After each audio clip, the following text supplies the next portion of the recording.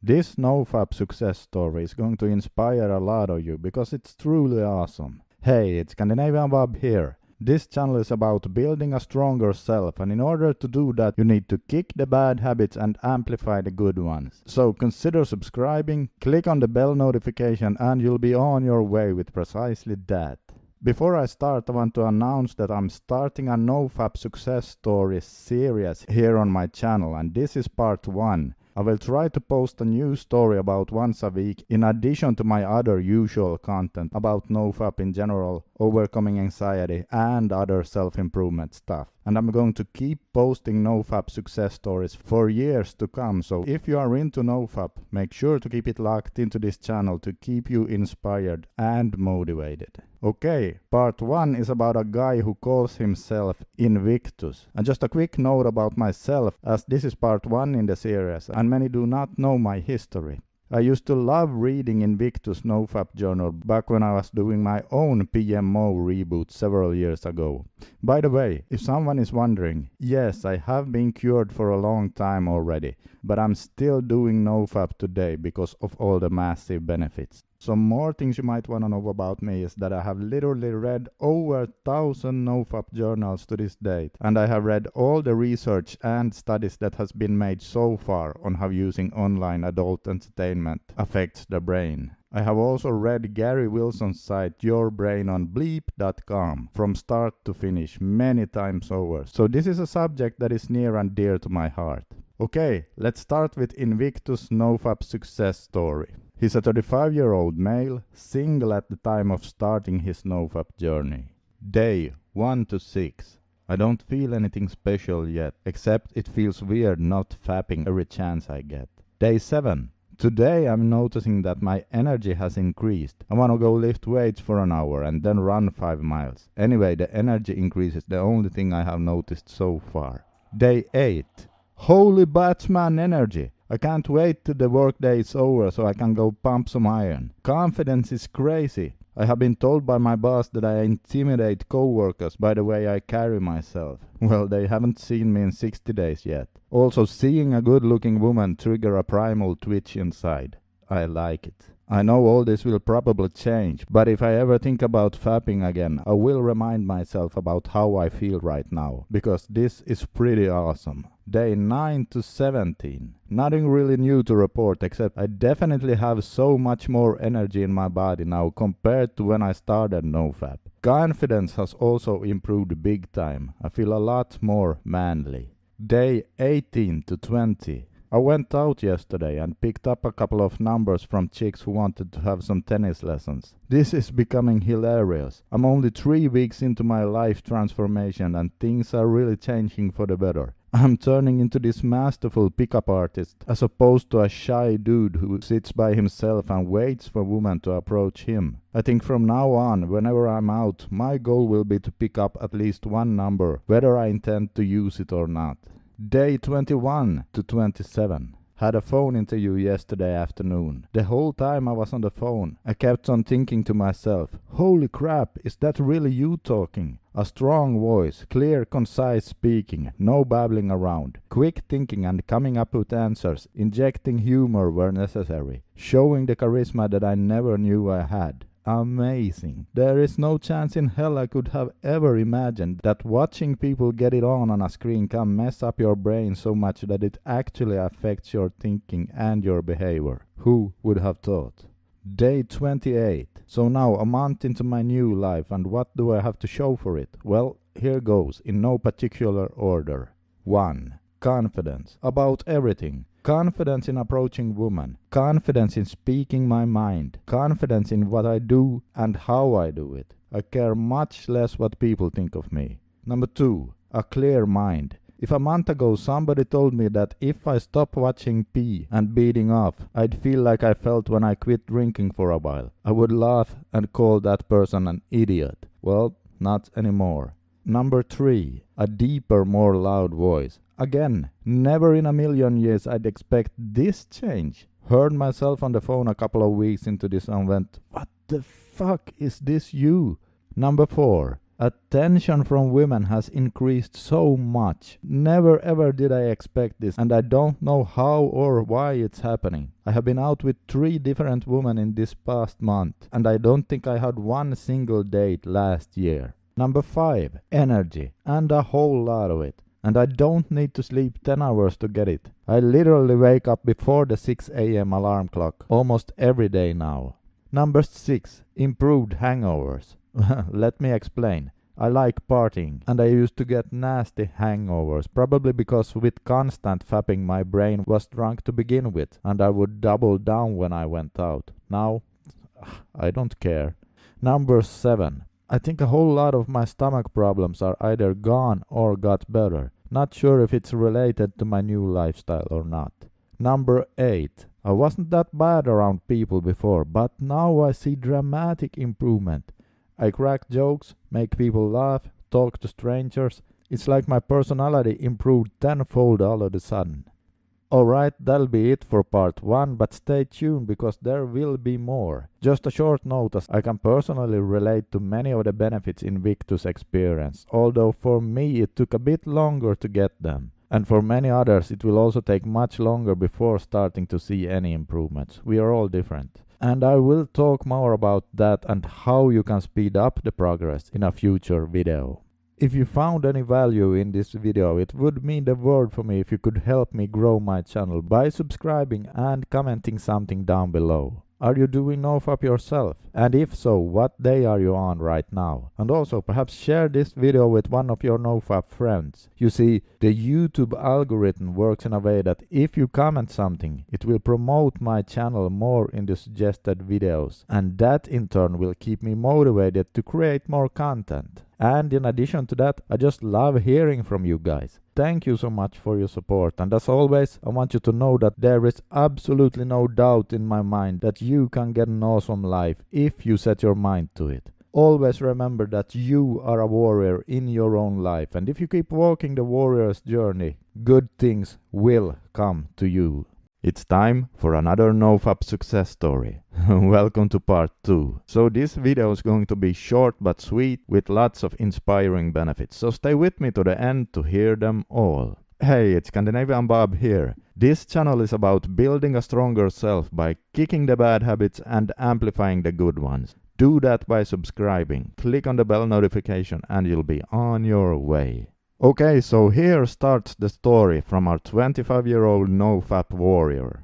I learned about NoFap roughly 5 years ago. I think 2 years earlier I started to realize that I might have a problem with PMO. I tried to moderate my behavior, but I soon realized that that was not possible in the long run. So I decided to give up my internet connection at home, and I gave up my smartphone. Then I quickly realized that going without fapping for a long time was actually quite hard for me. But what really surprised me was that even though I had cut myself off from the internet, I still would occasionally find some ways around that. And that was when I realized that I was truly addicted to online adult entertainment. Not having an internet connection really helped though to severely reduce my use of bleep over the last couple of years. But after some time I realized that I still had not even managed to go 90 days without bleep, even though I did not have private access to the internet. And I had been thinking that at least that way it should be easier. Well, it wasn't. It's probably the first time in 15 years that I have gone 90 days straight without bleep,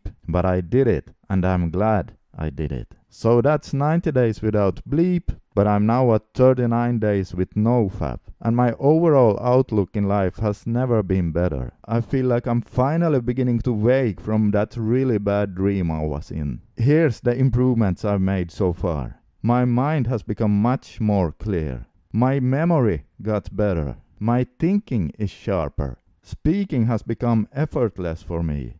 I'm much more emotional, much more compassionate. People react much more positive to me in general, and I've already have had several occasions where women reacted in a strangely positive way to me. But definitely the best improvement is that I'm much more calm and at peace now. Well, I still have a long journey ahead of me. I'm working and fighting towards my 90 days of NoFap, and I'm aiming for liberating myself from PMO totally for the rest of my life. I had a lot of doubt in myself in the beginning, but I kept at it, and now, after 5 years, my efforts are finally beginning to blossom. My best wishes to all of you.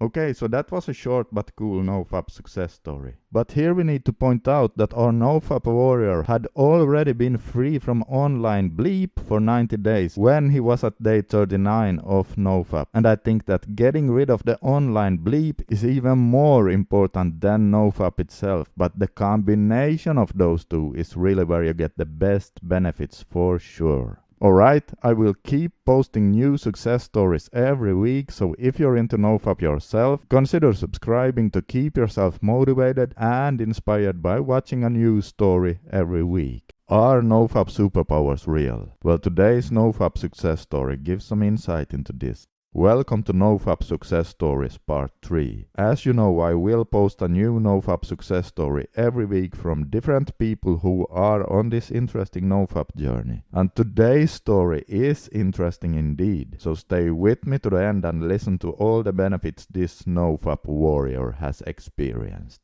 Hey, it's Scandinavian Bob here. This channel is all about building a stronger self in every way, so start by subscribing, click on the bell notification and let's get stronger. Alright, so here starts today's story. Hello friends, fellow Fabstronauts. Today I mark the day 30 of my hard reboot and I still have 60 days to go to reach my goal, the big 90. So here's a little summary of what has changed and what has been hard to achieve. Brain fog. Before joining NoFap, I could not even relate that to PMO. It is almost completely gone. My study sessions are much better than before. I can analyze what happens to me, I can focus on my problems, and I can find logical solutions instead of being depressed, fap, and let that cycle continue over and over again. Voice. I was so skeptical about the voice changes, but those are real. I have a deeper voice. Now that could sound trivial, like, oh yeah, okay, deeper voice noted. No, guys, a deep voice boosts your confidence in a way that I did not even imagine. Suddenly, you get a lot more respect. Self-esteem. Oh my god, that was boosted over the roof. I am not feeling like a loser anymore, and I do not feel like a creep anymore. I think a lot less about sex and my fetishes are leaving my mind slowly, but I hope that those will be gone for good with time. More energy. I notice it because I feel that I can do more things during the day. The best things is that I can improve my workouts. I feel stronger than ever, and losing weight is helping alongside with the NoFap to improve my energy, of course. I remember that when I used to eat junk food, I was always kind of beaten down. Social anxiety. Boom! Almost gone. I met and spoke to so many people in the last month. I do not avoid saying hi to everyone, and I do not feel uncomfortable around people I do not know anymore. Now I actually feel the need to connect more rather than isolating myself. Overall, my life is getting better. I have no more shame on myself and I have no more stupid fantasies. I have started to address problems that have been following me for years now. Stupid fears or demotivational thoughts are gone. Now, when I look at a girl, my first thought is not, oh my god, I would like to get some of that. It's just, what a nice girl. Maybe I could get to know her. I still have to work on the approach thing, but there is still time before my hard reboot ends. I think you should really give this a try. I think it's almost impossible to try it and not get any benefits from it at all. If you want to live the real life, stop beating your meat. Easy as that. Okay, so that was today's NoFap success story right there, and I hope you found it inspirational. I can personally relate to a few of the benefits he experienced, for example the deeper voice. Anyway, to keep your motivation high, then consider subscribing and press the little bell icon down below, because I will post a new success story every single week for years to come. And also please leave a comment in the comment section below. What day are you currently on? Have you noticed any benefits so far? To be honest, not everyone experiences benefits in the first 2 months. It can really take a lot of time for some people. We are all different and there are so many factors involved. Alright, thank you for watching, and remember that you are a warrior in your own life, and if you keep walking the warrior's journey, good things will come to you. Welcome to NoFap Success Stories Part 4. NoFap Libido is the theme of today's story. As you know, I will post a new NoFap success story every week from different people who are on this interesting NoFap journey. And today's story is from a guy who posted his NoFap success story on day 90. This NoFapper clearly had addiction-related brain changes, and it's interesting to see how he changed, especially the NoFap libido stuff. Hey, it's Scandinavian Bob here. This channel is all about becoming the strongest version of yourself, using interesting biological hacks, discovering smart self-improvement strategies, and by developing a stronger mindset. So start by subscribing, click on the bell notification, and let's get stronger. Okay, so here starts today's NoFap success story from today's NoFap warrior. He first gives us a brief story on how he was before he started NoFap, and then after that he tells about what changed after 90 days of NoFap. Before I started NoFap, I used to beat off to all kinds of weird stuff, and I noticed it got only weirder and weirder over time. I didn't like that, but somehow I just kept doing it and I got even more and more stuck. Just ordinary stuff didn't do anything for me anymore. I was getting more and more numb by all the sick stuff I was consuming. I recently read in a book that dopamine boosts even higher when there's an element of surprise, unpredicted stuff. This is also why slot machines work on the dopamine system. And it also shoots up if we are shocked or surprised. So I would spend all my time looking for more and more shocking things that I wouldn't predict would even exist. And this is how my viewing took some wild turns and escalated into all that weird stuff I mentioned. I used to watch hours and hours, marathon sessions. I created several compilation videos of just the scenes and acts I liked best, so I could cut out the time opening new files. If I wanted to see certain positions or certain acts, I would open one of my video files. What's even more disturbing is that I started to only date girls that allowed me to consistently escalate the sex so it matched what I was watching online. Girls who didn't or would not do that weren't even on my radar anymore. Basically, I quickly lost interest in girls who didn't seem like sluts. I can't emphasize enough how depraved I was. Socially, I never wanted to go out. Never. I thought that I hated people. I was very antisocial. I was also afraid of having people over at my place. How my life has changed after 90 days of NoFap and not one more second of online adult entertainment. One of the first things I noticed is that I started to see women differently. It was weird. I started to become attracted to parts of their personality, like learning someone played the violin, or a girl likes to run marathons, or she has strong opinions about issues, poverty, or something like that.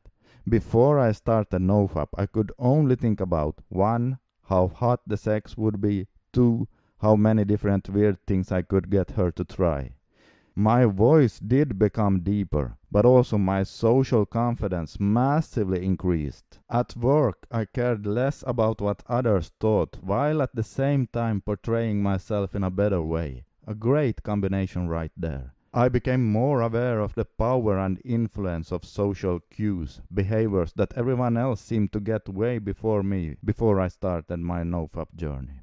I am now able to talk to anyone or any girl at the bar. Don't get me wrong, I am not saying I can get the number of the hottest female in the place, but I'm not afraid to talk to her. I met an extremely great girl after doing my reboot. I would think this is due to me being more socially aware, being more in touch with my masculinity, like I'm radiating some core masculine energy or whatever. Or maybe it's also due to the fact that I'm now open to finding any kind of girl and not just someone who would agree to do weird stuff.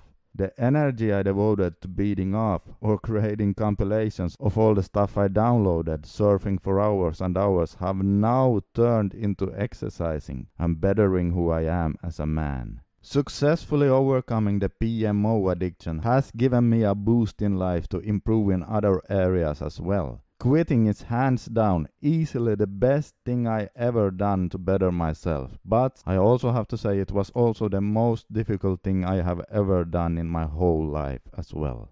I don't fap anymore. I thought that I would miss it, and I used to think that guys who didn't were just weird or religious nutballs. Well, maybe I'm weird, but being intimate in real life now feels so much better, and my boners are also stronger. I can last as long or as short as I want, and I really enjoy it. I no longer need weird stuff in order to get going. I don't miss getting high from all that crazy stuff anymore. To sum it all up, I'm happier, better with people, more in touch with who I am, and constantly getting better. Oh, and I have a nice libido, magnetism, and rock hard boners. Okay, so that was today's story, and by his way of describing the escalation of what he was watching, he probably had some addiction-related brain changes. Because one of the first things that happens in addiction is tolerance. In other words, we get a numb reward center and down-regulated dopamine receptors. So in order to get the same buzz, we need more stimuli.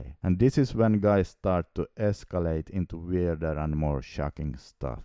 Another indicator is that his boners got stronger by stopping. And by the way, if this is something you have problems with, I have a blog post where I talk about a few tips on how to get harder boners with your girlfriend during NoFap, and I can put a link to it under this video for you. Now obviously, if you have problems, then doing NoFap is the #1 priority. But there are a few things we can do in addition to that can indeed be really helpful. And a lot of guys feel that they need some extra help during that time. And that's exactly why I created that blog post. Just click the link where it says blog post and you will find the tips there. Also, consider subscribing for more NoFap success stories to keep yourself inspired, because I will post a new story every week for years to come. Welcome to NoFap Success Stories Part 5. As many of you know, I have a playlist here on my YouTube channel where I share success stories from guys doing NoFap. Now, I recently got asked if I could share my own success story for an app that is going to come out shortly. And since many of you have asked me about my own experience with NoFap, I thought I'd share that sound clip here. So yeah, Part 5 is going to be my own story. Now, before I roll the sound clip, I have to let you know that in the sound clip for the app, I use words that the YouTube algorithm does not really like. So in this video, I will have to replace those words with silence. So I apologize in advance, as this may be a bit annoying. Also, this is going to be mostly just a sound clip. Anyway, here goes my own NoFap success story. As a 43-year-old guy, I'm probably a bit older than many of you out there. But I hope my story can serve as both inspiration and a warning to what can happen if we guys keep fapping to online. I'm a pretty normal guy and I had a wonderful childhood. No abuse or anything like that. An important thing to mention is also that I grew up before there was any internet and everything was great back then. During my teenage years, I did like all the other kids did back then, you know, every now and then try to get hold of some adult magazines. I'm sure my fapping habits were pretty normal and average back then, nothing extreme. Well, I started dating when I was about 20 years old, and in the beginning everything went well. I had no problems with performing and my libido was strong. I thought this was great and I was sure I'd get to enjoy it for the rest of my life. Well, little did I know what was about to happen. I didn't have internet until I was about 24 years old, but believe it or not, the internet I had was so slow and was not that easy to find online back then. So I still consumed my by reading adult magazines and watching movies on DVD or even the old VHS tapes. But still nothing extreme. In fact, I don't think I consumed more than perhaps twice a week or so. So far I had been dating and I had normal relationships with girlfriends and I had never any problems with performing. My libido was healthy and strong. But then, when I was 28 years old, everything changed. It was a key moment in my life and I had no idea at the time. Yes, when I was 28 years old, I got high-speed internet. This meant I now had extremely easy access to online. And at the time I thought it was great. So many options to choose from. And with all that easy access, my consumption also increased. I slowly but surely started to lose interest in real-life girls. So easy, and dating just was a lot of work. And besides, hey, I got all the hot babes I needed in my computer, right? Well, I still only used about maybe twice a week or so, but my sessions became longer because there was so much to explore. Now, luckily I never escalated into any illegal or extremely weird stuff, but I still did damage to my brain, and I had no idea about that at the time. So this went on for a few years, using tube sites and not seeing any girls in real life. I had always had a tendency for social anxiety, even long before I got internet, but during my internet my social anxiety got a lot worse. I started to develop concentration problems, my self-esteem and confidence plummeted, and my depression got a lot worse. Sadly, the years went by like this, and at the age of 36, I thought I had enough of the loneliness, and I decided to start dating again. Well, I went to an online dating site and started writing with a few girls. I found one girl interesting, and after a month or so of talking to each other on the phone, we decided to meet up. Now, I was still consuming here, as I had no idea about what it was doing to me at the time. Anyway, I went on a mini vacation with this girl, and she was the most gorgeous woman I had dated so far. And from the very first night, we ended up in bed. And it was in that very moment it hit me. I knew right then and there that something was wrong with me. Here I was with the most beautiful woman I had ever dated so far, and I only felt a very mild arousal. In fact, I could just barely perform. I did get it up, but my was weak and sluggish, and it all just felt so strange and unnatural. We did it again the following days, and it was exactly the same weird feeling. Something was wrong. It wasn't just performance anxiety. I was only 36 years old. I should be able to feel more arousal than this, especially considering that I objectively found her extremely attractive. I just knew something was wrong. And as soon as I got home, I started searching on Google like crazy. And it didn't take long until I found Gary Wilson's site.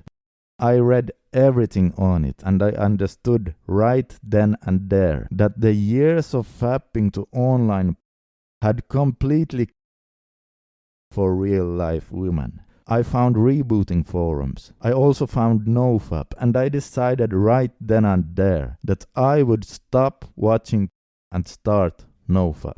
Now I quickly found out that it was not easy, and I relapsed a lot in the beginning. My NoFap streaks looked something like 35 days clean, and then a relapse. Then maybe 50 days clean, and a relapse. Then perhaps 74 days clean, and a relapse. And then again maybe 21 days clean, and so on. In fact, this went on for several years before I finally started to get the hang of it. However, I continued to date different girls during my NoFap journey, and even though I kept relapsing, I started to see improvements, so I knew that rebooting and NoFap was working. This made me even more motivated to master it, and I started reading everything I could get my hands on about the brain and addictions. I must have read everything on Gary Wilson's website maybe 10 times or more by now. During this learning phase and all the dating, I also tried many different enhancers. Most of them completely useless, but a couple actually worked pretty well, which is also why I talk a bit about stuff like that on my website. Heck, I even tried, but the real problem was the addiction-related brain changes that fapping to online created. NoFap was not easy for me. At times I felt like the worst rebooter ever because I struggled for so long. Anyway, it took me years of trial and error before I finally started to be able to go for really long streaks without relapsing. So for me, it happened gradually. And then finally, after years of struggling with semi-long streaks, I started to get the hang of it. I think it was somewhere in the beginning of 2019 that I had my last relapse. I think what finally helped me to stop relapsing was to really educate myself about how the brain works, and then to learn as many tools and tricks as possible, and then of course also trial and error. I have to say that discovering Gary Wilson's website, rebooting, and discovering the whole concept of NoFap was perhaps the single best thing that has happened in my life. During my NoFap journey, I slowly but surely became more and more confident. And after a few semi-long streaks, I found that my for real-life women started to grow stronger and stronger. However, with so many relapses in between, I also went through a lot of hard times, hating myself for relapsing. And I also had to go through the horrible flatline so many times. But again, slowly but surely, all the NoFap benefits started to roll around. I noticed how my social anxiety got better. My depression started to go away. My confidence started to grow, and I also found NoFap to help me be able to build muscle faster. Now, I know that is controversial, but I have been lifting weights my whole adult life, so I know my body, and for me, it really was the case. NoFap helps my gym training. Now, because of all the relapses, the benefits went away at times. But they always came back, one by one. And fast forward to today, I now have the same healthy for real-life women that I did in my 20s. It's real assuring to see how I today, as a 43-year-old male, thanks to NoFap, can function as well as I did back when I was 20. And this is also why I created my website and my YouTube channel, as I want to help others by sharing what I have learned over the years. Yeah, so NoFap and this whole journey really changed my outlook in life. And the biggest lessons I've learned from this is that fapping to can really rewire your brain to pixels on a screen and thus give you with real life women. The second thing is that if you keep blasting your brain with super high dopamine releasing stuff, like for example, it can desensitize your reward center in the brain. You get a numb pleasure response, and that is so bad because it affects everything in life. Every activity will feel less pleasurable, even things like listening to music or socializing and so on. But perhaps the biggest lesson of them all is that instant gratification is a road that often leads to hell. Most of the time, instant gratification is a big lie. And if we instead focus more on long-term success, things like going to the gym and working on our goals, well, that is the road to choose, because that road leads to real happiness. Welcome to NoFap Success Stories number 6. As you guys know, I have a playlist here on my YouTube channel where I share stories from different guys out there who have had success with rebooting. So, after you have watched today's video, make sure to check out the other stories as well. There will be a link to the playlist in the comment section below. 94 days ago, I was overweight and I had serious problems with brain fog. My short-term memory was so bad that I seriously thought that I might be developing dementia or something. I had a hard time watching movies without losing focus. I was also anxious and slightly depressed. My life was just coming home from work, playing video games, watching online adult entertainment, and then being anxious about tomorrow's workday. However, I was curious about all the guys on YouTube talking about NoFap, and one day I decided to give it a try. My first week was filled with cravings, and I even had a hard time sleeping. I managed to stay strong though. In my second week, my cravings became less intense. I didn't notice any benefits here. In fact, my mood dropped even lower, and now I was seriously depressed. I didn't even have any desire to play video games. But by some small miracle, I still was able to start taking daily 30-minute walks. The third week rolled around and I was still extremely depressed, and there were no signs of any benefits yet. I started to get thoughts like, what's the point with this? It's just getting worse anyway. But I had read enough forums to know that I was probably going through the so-called flatline. I kept taking daily walks and I increased my walking to 90 minutes a day. In my 4th week I noticed that I had lost 5 pounds, but I was still in a flatline and my brain fog and depression was worse than ever. Then about 6 weeks in I suddenly started to feel better. It was like someone had lifted a wet blanket off my brain and my thoughts were suddenly a bit clearer. I was also down 10 pounds by now, and the combination of my weight loss and the increase in mental clarity made me motivated to keep going. This newfound motivation also decreased my depression, and about 8 weeks in, I started to feel really good. Every morning I woke up feeling well rested, and I had no longer any problems getting out of bed. And that has been a big problem for me the last 5 years or so. I also started experiencing much sharper senses, like my brain had been upgraded and I could suddenly experience the whole world in high definition. 10 weeks in and now my depression was gone. I mean, completely gone. Not only that, but I was no longer anxious about going to my work, and my brain fog was gone. By now I had lost an additional 4 pounds, and I felt so good about myself that I went out shopping for some new nice clothes. I decided to put them on and go out and treat myself to a nice dinner and a few drinks. That night was a turning point in my life. I was almost shocked at my own behavior. I was making small talk left and right without any problems at all, and everyone I talked to seemed genuinely happy about me talking to them. And I have been feeling socially anxious and awkward most of my adult life. But this night, man, it was like it all happened without me having to make any effort.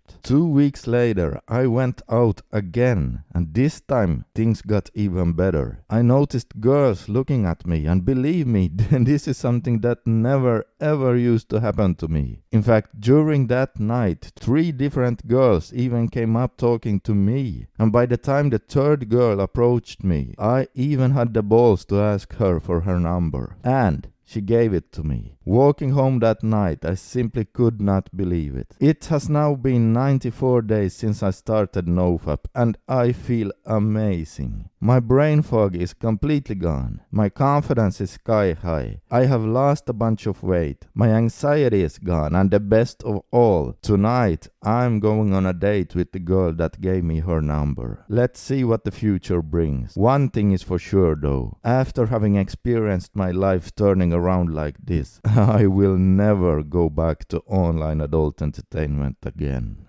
Okay, and so there ends today's NoFap success story. It was pretty clear that this guy had developed addiction-related brain changes, judging by the flatline that he had to go through. But it was a really inspiring story, and it was great to see how he managed to turn his life around so quickly. What did you guys think of it? Please leave a few words down in the comment section, and check out the other stories as well. Welcome to another interesting success story. As you guys know, I have a playlist here on my YouTube channel where I share stories from different guys out there who have been successful. So after you have watched today's video, make sure to check out the other stories as well to keep you inspired. There will be a link to the playlist in the comment section below. And so, let today's story begin. I'm not going to go on long, but I will just share a bit of information about my journey. One day I was on the internet looking up the side effects of M, and I found NoFap out of the blue. That was the day my life changed. I realized that I need to stop this nasty habit of PMO and do something productive with my life instead of wasting countless hours of looking at pixels on the screen. This has been a very difficult journey for me. I would say my hardest times were between day 7 and 21. Then again from about day 70 to day 80. After failing many times at NoFap, I realized that I was doing something wrong and I had to do something different if I truly wanted to be successful. I thought about what I wanted out of this journey and how important it was to me. Then I compared its relevance to me to PMO. Once I did that, it became much easier because my goals were much more important to me than the addiction. So every time I had an urge, I thought about my goals and I just couldn't give up. In my opinion, the true way to success at NoFap is to set some goals in place that matter much more to you than PMO. And when you have the urges, ask yourself, how is PMO bringing you any closer to your goal? This journey has not only helped me to give up PMO, but it has also helped me to make other positive changes and realize what I need to do in order to be successful in other areas of life. Believe in yourself, know that you are stronger than your addiction, and never give up. You can do anything you want to in life if you believe that and do what's necessary to achieve it. Okay, and so there ends today's NoFap success story. It was a short one today, and he didn't really talk about any benefits, but he gave some good advice, and I have to say that I agree 100% with this guy. By that I mean that you have to have other goals in your life besides NoFap, because if your only focus is to not PMO, well then guess what? You are still focusing on PMO. However, if you have some big life goals set up for you that you keep working on while at the same time you keep doing NoFap, well, that is the recipe for success. And I can say that that is exactly the way I personally overcame my addiction, by setting other important goals for me. Also, I want to point out that when he says that his hardest times were between the days 7 and 21, well, yeah, that's very typical for people who have developed addiction-related brain changes to online adult entertainment. In the second and third week, you will most likely struggle, but you just gotta keep moving forward and push through. So what did you guys think of it? Please leave a few words down in the comment section.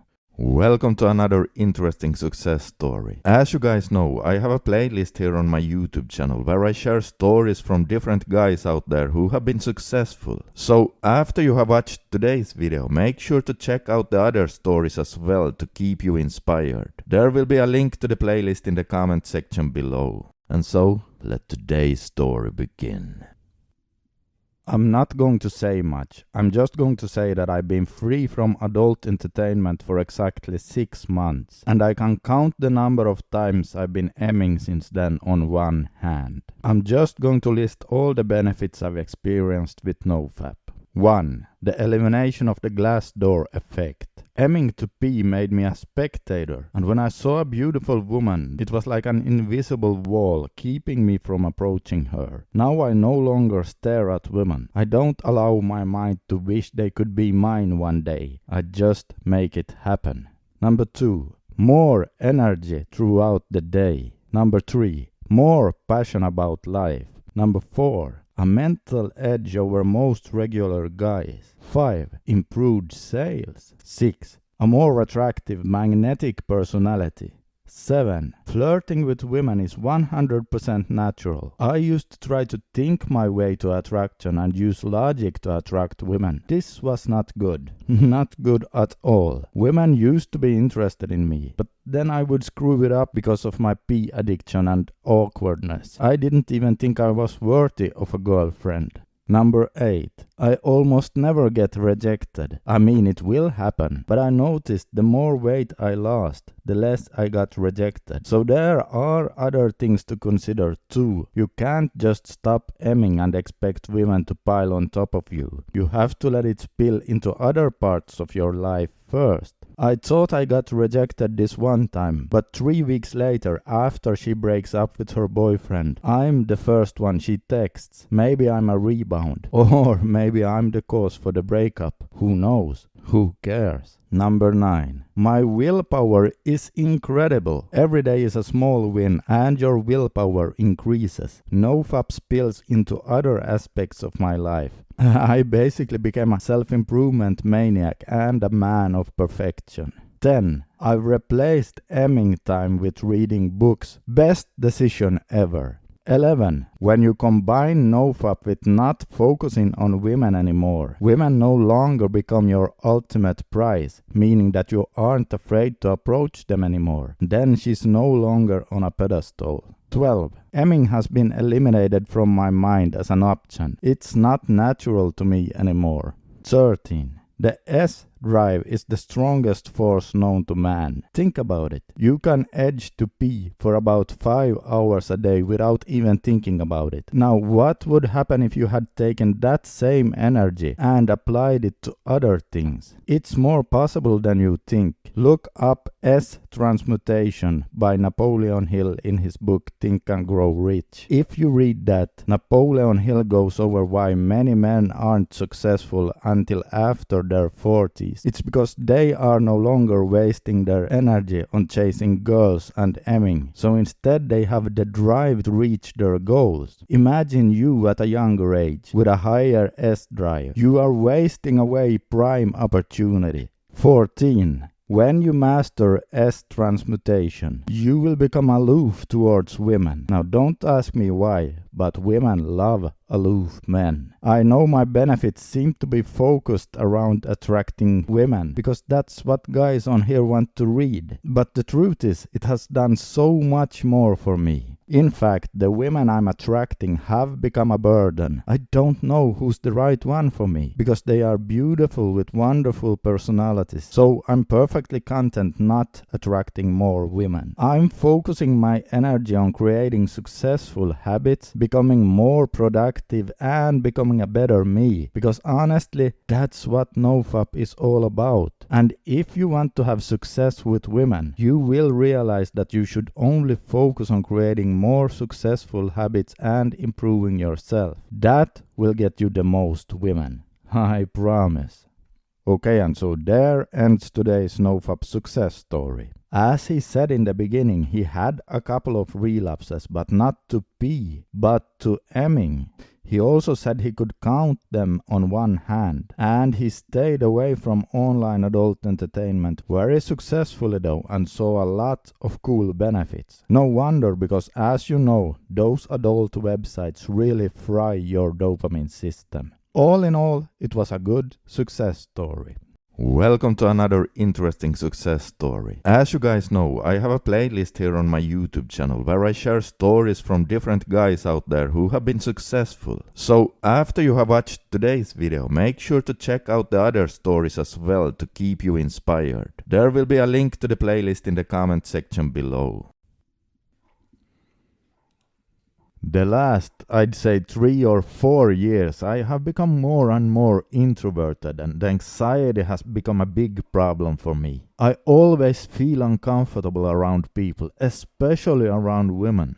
Whenever they look at me, it's like I get this feeling inside of me telling me, she must think I'm a big creep. Well, since I also have been not living under a rock the last 10 years, I have of course noticed all the NoFap videos on YouTube and all the different forums out there. Now, honestly, I was very skeptical at all the claims, but since I have been using online adult entertainment almost every day of the week, I decided to at least try it and then find out for myself if there was something to it. Well, I had 3 attempts before finally reaching 90 days, but I share my last successful streak. Days 1 and 2. Nothing special yet. In fact, it feels much easier than my other attempts. Perhaps this time it's going to be easier. Days 3 to 5.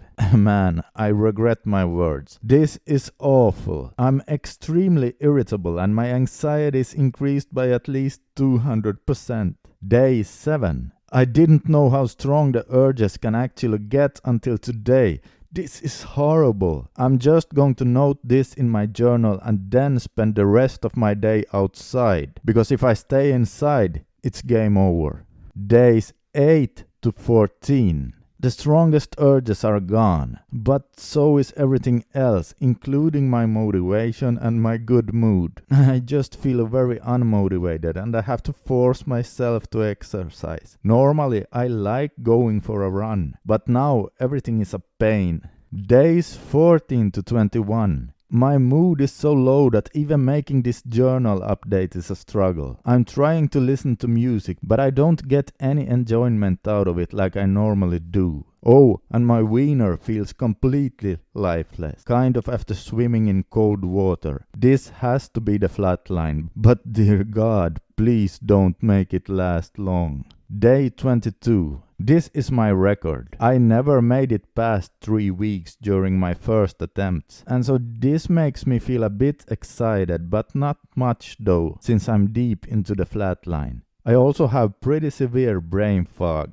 Days 23 to 30. Last week I thought it's not possible for me to feel any more numb, but I was wrong. I have been struggling to even get out of bed, and I get random crying spells for absolutely no reason at all. The only good is that my anxiety is better, maybe half of what it used to be. Brain fog is still an issue though. Day 31. Oh man, I feel totally worthless. I don't know what it is, but it's even worse than low self-esteem. In fact, I despise myself. This is awful. I'm having trouble sleeping too. Days 32 to 40. My mind is a bit clearer now. I have watched 3 movies during this period, and I have noticed that I could focus a bit better on the storyline than I used to. I used to lose it and have to go back and remind myself of what has happened to the characters. But now all of a sudden my brain seems to work a bit better. Days 41 to 50. My mood is improving and I like running again. My love for music is also back, and today on day 50 when I went for a run, I passed a girl who was out walking her dog, and she looked at me and gave me this nice smile. Believe it or not, but that smile made my day, and I even get a small tingly sensation when writing about it. I think I'm out of the flatline. Unless I enter it again, my flatline lasted about 4 weeks. Days 51 to 60. My running is going better than ever and I feel strong, like I'm running on some kind of rocket fuel or something. I no longer despise myself. In fact, when I look in the mirror, I like what I see. Yes, it feels strange writing this, but I'm actually proud of myself. This morning I also woke up with the hardest morning wood I ever had. I like that. This NoFap journey must be doing some good things to me. Day 61. Oh man, I feel great. Today when I was out jogging, I saw a girl and I just stopped and talked to her without even planning on it. And it all happened naturally because I was curious about her dog and I just started talking. And she seemed very happy about talking to me. This never happened back when I was PMOing. I mean, I used to look down and avoid saying anything. Day 62 to 70. Things keep improving, and during these days my confidence has continued to increase. It's hard to describe, but it feels amazing. My love for life is back with vengeance. I would like to travel and see the world, learn to play an instrument. Oh man, my energy is high. Days 71 to 80. Confidence is sky high and my anxiety is gone, completely gone. I make small talk with almost everyone I see, and when I'm out, I sometimes have this weird feeling like, is this really me? Is this me smiling at the cashier in the grocery store? Well, time to start realizing it. Yes, it is really me. Days 81 to 90. This week has been amazing. I bought a camera and decided to start learning photography. I want to learn new things, so I thought, why not? My plan is to get good at it and then perhaps start a side business. Today, as I'm sitting here, it is day 90. Yes, indeed, for the first time since puberty, I have not played with myself for 3 whole months. And what do I have to show for it? Well, my anxiety is gone, and I mean 100% gone. My mood is better than ever. My brain fog is gone. My energy levels are amazing, and the best of all, my confidence is sky high. I believe I can achieve anything if I only set my mind to it. Hence the idea for starting a side business as well. The way I feel right now, well, I will never go back to my old way of living. Period. Okay, and so there ends today's NoFap success story. When we look at this guy's progress, it was indicative of addiction to online adult entertainment. And we can see that because of the typical thing that happened to him starting in the 2nd week. Yes, from week 2 he had to power through the horrible flatline. But he recovered pretty quickly, so I would guess that he was only mildly addicted, as he started to report such great benefits even before reaching 2 months. Well, great job and good for him. It was indeed a good and inspiring success story. Welcome to another interesting success story. As you guys know, I have a playlist here on my YouTube channel where I share stories from different guys out there who have been successful. So after you have watched today's video, make sure to check out the other stories as well to keep you inspired. There will be a link to the playlist in the comment section below. Background: male in the early 30s, addictive personality, fapping addiction, PIED and DE. Had crazy sex life in 20s, very satisfying in the beginning, but then it got progressively worse as I tried to fap my way out of the excessive sex drive. My sex life in the last year was pretty bad and totally freaked me out, which eventually led me to the discovery of YBOP and NoFap. Humble beginnings. I went cold turkey immediately upon discovering YBOP. Had severe withdrawal symptoms in the first couple of weeks, stuck with it and never relapsed. Eventually the urges went away. I hit a flatline for another few weeks, was a bit worried, but I continued hoping that it would eventually go away. I started to read Mark Manson's Models and wholeheartedly recommend it to anyone doing NoFap. Superpowers. Within the first few weeks, I started to feel way more energetic. I was finally able to concentrate after all these years and not feel crazy tired all the time. My other health issues also went away. Simply amazing. I became way more social, started to enjoy talking to people more without having any side intentions, just appreciating their presence and what they had to say. My relationships with others have significantly improved. I started feeling less selfish and more in touch with others and the whole world around me. Since I had too much energy all of a sudden, I started working out. My confidence went through the roof. I just feel fine with myself, knowing my body and mind, my limits, desires and dislikes. Trial by fire. I was always freaking out whether the PIED and DE would go away or not, since I only got morning wood occasionally during the first 2 months and only came once during my sleep. I knew I'd be traveling around a bit and visiting a bunch of my female friends after day 60, so I was fairly nervous to see whether I'm doomed or saved. The results. Proud to report that I am cured. Some of the amazing things that happened to me. I had absolutely no problem maintaining wood during sex. Sex is better than ever. I can fully focus on what I'm doing, feel in control of myself without having to worry about ED or DE, knowing I will come whenever I feel like it. For the first few times I had trouble with PE since I was super excited. This was not a major problem since then. For the first time in my life, I came during oral. Most girls were extremely satisfied and a couple of them thanked me afterwards. Some of them told me during our follow-on sessions that they kept thinking about having sex with me all day long and just couldn't wait to see me again. I feel great being around women and getting sexual with them. It was very natural, very peaceful, knowing my body is working the way it's meant to be. I did not get sexual with a few of the girls I saw. I was still in complete control of myself, not disappointed at all, being totally cool with whatever life brought my way, appreciating things as they came.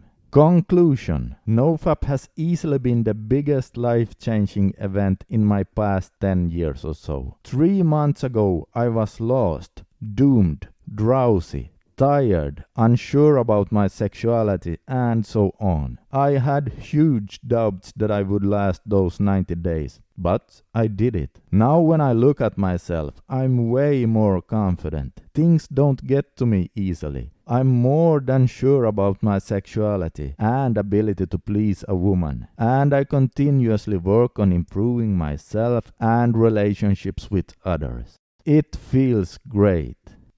Okay, and so there ends today's NoFap success story. That guy had an impressive reboot without one single relapse. Now, I sometimes get comments in the comment section like, hey, he is probably lying. No one can make it to 90 days on their first try. Hey, come on now, guys. Yes, it is true that most people do relapse. In fact, I relapsed a lot myself before I finally got the hang of it. But that does not mean that no one can make it on their first try. Pointing fingers and getting upset just because someone else is doing better than you, well, that is such a loser behavior and will only hold you back in life. Instead, use people who succeeded as fuel for your own fire. However, I would guess that the addiction-related brain changes he had was probably not that severe as he recovered so quickly. Unfortunately, there are a lot of guys who need much more time. But then again, older guys tend to recover faster as they didn't grow up on high-speed online adult sites. Before I sign out today, I would like to remind you of my NoPMO website. If you are struggling with your own reboot in any way, or if it's taking too long, you definitely want to check it out. Over there you'll find a lot of articles, and they are all 100% free, with helpful tips that may or may not help you with drive, getting harder woods, and of course avoiding relapses during your reboot. I'll put a link to that website under this video. Just check for it there. Welcome to another interesting success story. As you guys know, I have a playlist here on my YouTube channel where I share stories from different guys out there who have been successful. So after you have watched today's video, make sure to check out the other stories as well to keep you inspired. There will be a link to the playlist in the comment section below. I'm a 27-year-old guy who started NoFap just 5 weeks ago. I don't think I was addicted. I'd say I only did it about 2 or 3 times a week, and my sessions were not that long either. Again, I don't think I was really addicted, but I didn't exactly feel well either. I often felt insecure and inferior to others, especially other men. I had a hard time standing up for myself and speaking my real mind. I guess I was a people pleaser, desperately wanting others to like me and always worried about stepping on people's toes. After having read about NoFap here and there for about a year or so, I finally decided to give it a try myself, and here's what happened. Days 1 to 3. So far it has been smooth sailing, no urges and nothing special happening. Day number 4. Today is the first day I have urges. I am used to always doing it when I feel like it, so not doing it feels kind of strange, like I have this restless feeling in my body. Day number 6. I didn't sleep well. It's like the energy is building up in my body and I haven't figured out a way of channeling it. Let's see what happens. Day number 7. Today is strange. I feel very relaxed, yet I'm full of energy, and when I breathe it's like I can take in more air than usual. Maybe I have less tension in my upper body, so my lungs can expand. I like this feeling. Day number 13. The energy I had on day 7 is gone, but my confidence is good. In fact, since day 6 it is like it has slowly been building. Day number 15. I went out shopping and I felt amazing. It's like I'm walking with some kind of strange force, and I don't know if I'm hallucinating, but I think people look at me more than they used to. This feeling though, it's hard to describe. It's like something inside me radiates and fills me with confidence. I just feel good about myself. Day number 16. Today at work something interesting happened. We had a meeting and on 2 occasions I found myself voicing my opinion with a strong and confident tone. And this is something I never used to do. I used to be the quiet one, not wanting any attention. The boss even took one of my suggestions to heart and said he would start working on it. Day number 19. I went out for a cup of coffee today. 2 girls were sitting at another table about 12 feet away and one of them kept throwing glances at me all the time. And one time our eyes met and I just kept my eyes locked without any nervousness at all. It must have lasted for maybe 7-8 seconds before she smiled and looked down. It felt amazing. Like I have this core manliness inside me, making me feel very safe and secure. Day 21. Today my boss asked if I could come in and work a bit extra over the weekend. And without hesitation, I just answered, "Nope, I'm sorry. You have to ask someone else this time." I was not rude or anything like that, but man, that confidence. I just sounded confident but still classy. My energy levels are also much higher than usual. I have been taking 4-mile runs 3 times a week for years, but I decided to take it up to 6 miles now. It just feels so easy. Day 28. 4 weeks of NoFap and I feel good. The most noticeable change is my confidence and self-esteem. I no longer keep my opinions to myself, and if I want something, I ask for it. I no longer look down when a pretty girl looks my way. I mean, why should I? When you have this feeling of being grounded in your masculinity, there's an awesome adventure in meeting eyes with a girl, and I'm sure they can feel it too. This is something totally new for me. Day 35. Nothing new, but that's okay.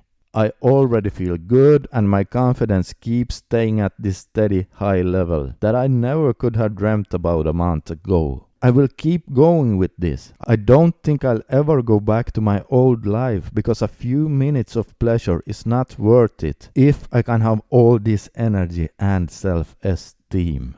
Okay, and so there ends today's NoFap success story. That was short but sweet.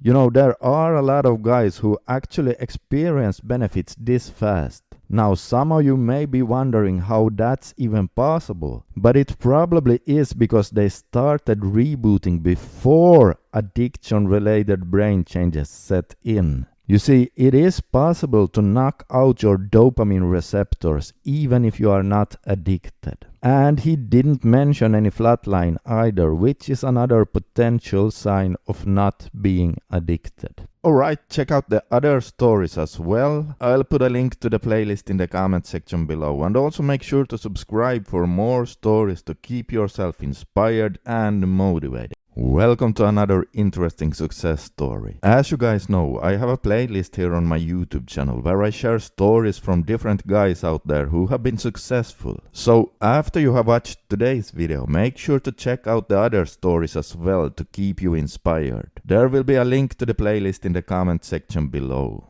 I have completed 120 days of abstaining from PMO today. This is my background. And here are my observations. Positives. Number 1. Brain fog, numbness, almost non-existent. Number 2. Social anxiety improved, socializing a lot, flirting, dating again. Number 3. Depression improved, some sadness persists, but things have got a lot better. Number 4. Self-esteem improved. Number 5. Became physically fitter. Number 6. Self-discipline improved. Number 7. Fatigue starting to see some improvement. Number 8. Mood swings more modest. States of being almost euphoric one moment and depressed or anxious only a few hours later are mostly gone. Number 9. Morning woods very strong and almost every single morning. Neutrals or negatives. Number 1. More worried about life problems and future prospects sometimes. Number 2. PIED Still not cured. Not getting aroused around women yet. I'd probably get a rock-solid boner with a little help, but only looking at hot babes doesn't really do anything for me now.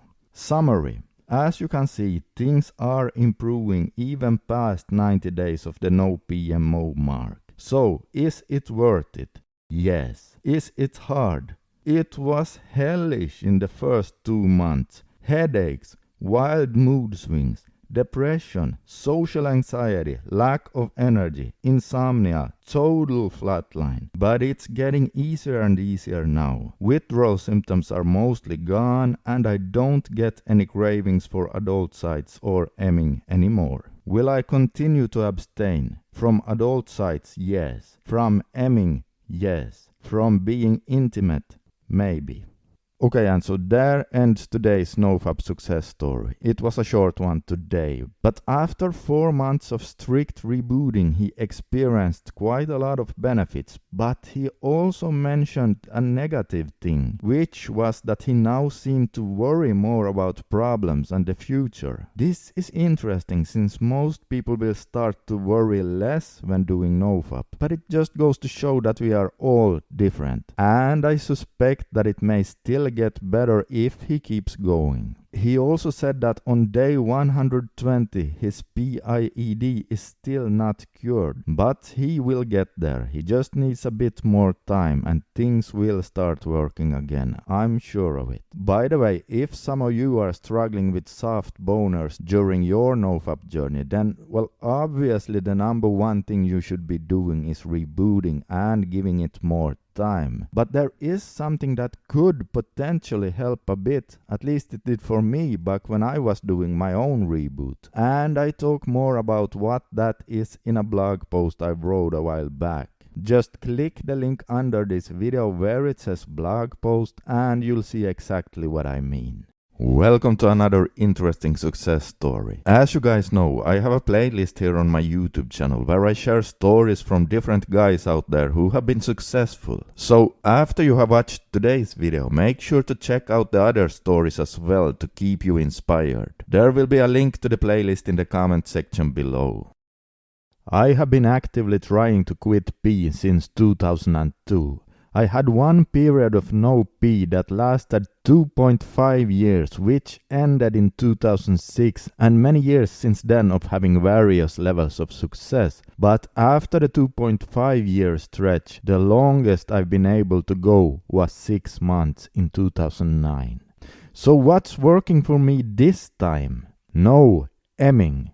I tried for the longest time to make emming okay, but it always led me back to pee. So I finally had to admit that if I wanted to quit pee, I had to quit emming too. Now that it is off the menu, it's easier. Good counseling. I had a regular counselor who kept me focused and reminds me why I want to quit. Without that one-on-one contact with a real person, it wouldn't have happened. A supportive partner. My girlfriend of 5 years is supportive of my goal without being judgmental or shaming. Projects. I'm less likely to want to look at pee if I'm happier and more fulfilled. And having an active creative life makes me happier. In my case, the creative project I'm working on is a web series about quitting pee. Brick House. It helps me stay sober on multiple levels, a creative outlet, a way of articulating my reasons for quitting and supporting others who want to quit. Exercise goals. Related to having projects to focus on is having exercise goals. I've been working hard the last few months to train to run a 5K. I ended up injuring myself a couple of weeks ago, but I'm going to get back out there soon. Exercise feels good by itself, but it also feels satisfying emotionally to watch myself make progress in terms of how far and fast I run. Compassion for myself. Quitting an addiction is very difficult. We need to be gentle with ourselves. Maybe that means taking time off in the middle of the day to read a book or watch a show on Netflix or take a walk or chat with friends or family. We need to rest and give ourselves breaks. Practically anything we can do is going to be better for us than pee and emming. Scheduling my life so that pee doesn't fit in. I try not to let myself get overtired, which is a huge trigger for me. Also, I try to avoid being alone at times when I used to look at pee, early mornings or weekends. Not counting days. Well, I guess I'm counting days now in this post about 1 year, but I try to avoid it. In the past, I've used a day count as a justification for quitting. Like, it's been 100 days, that's good enough. I find it's better if I don't pay too much attention to it. Now I want to tell you how my life is better without pee. First of all, I have more time. I have an extra 15 to 20 hours a week to do stuff that I like and that is healthy for me. Exercise, writing, playing guitar, hanging out with my girlfriend, hiking with friends. I get more work done and I have more time to do fun things. My overall health is better. I sleep better. I don't get migraines as much as I used to. I have my self-respect again. I can look myself in the eye in the mirror and I can look other people in the eye. I don't have a secret life the way I used to, and that makes me more confident. But probably the most important benefit I get from quitting pee is that I am able to be more present. What does that mean? Well, it means that I'm not always distracted by trying to figure out where and when I can get my next pee fix. I'm not constantly checking out any female I see and trying to rate them on a desirability scale.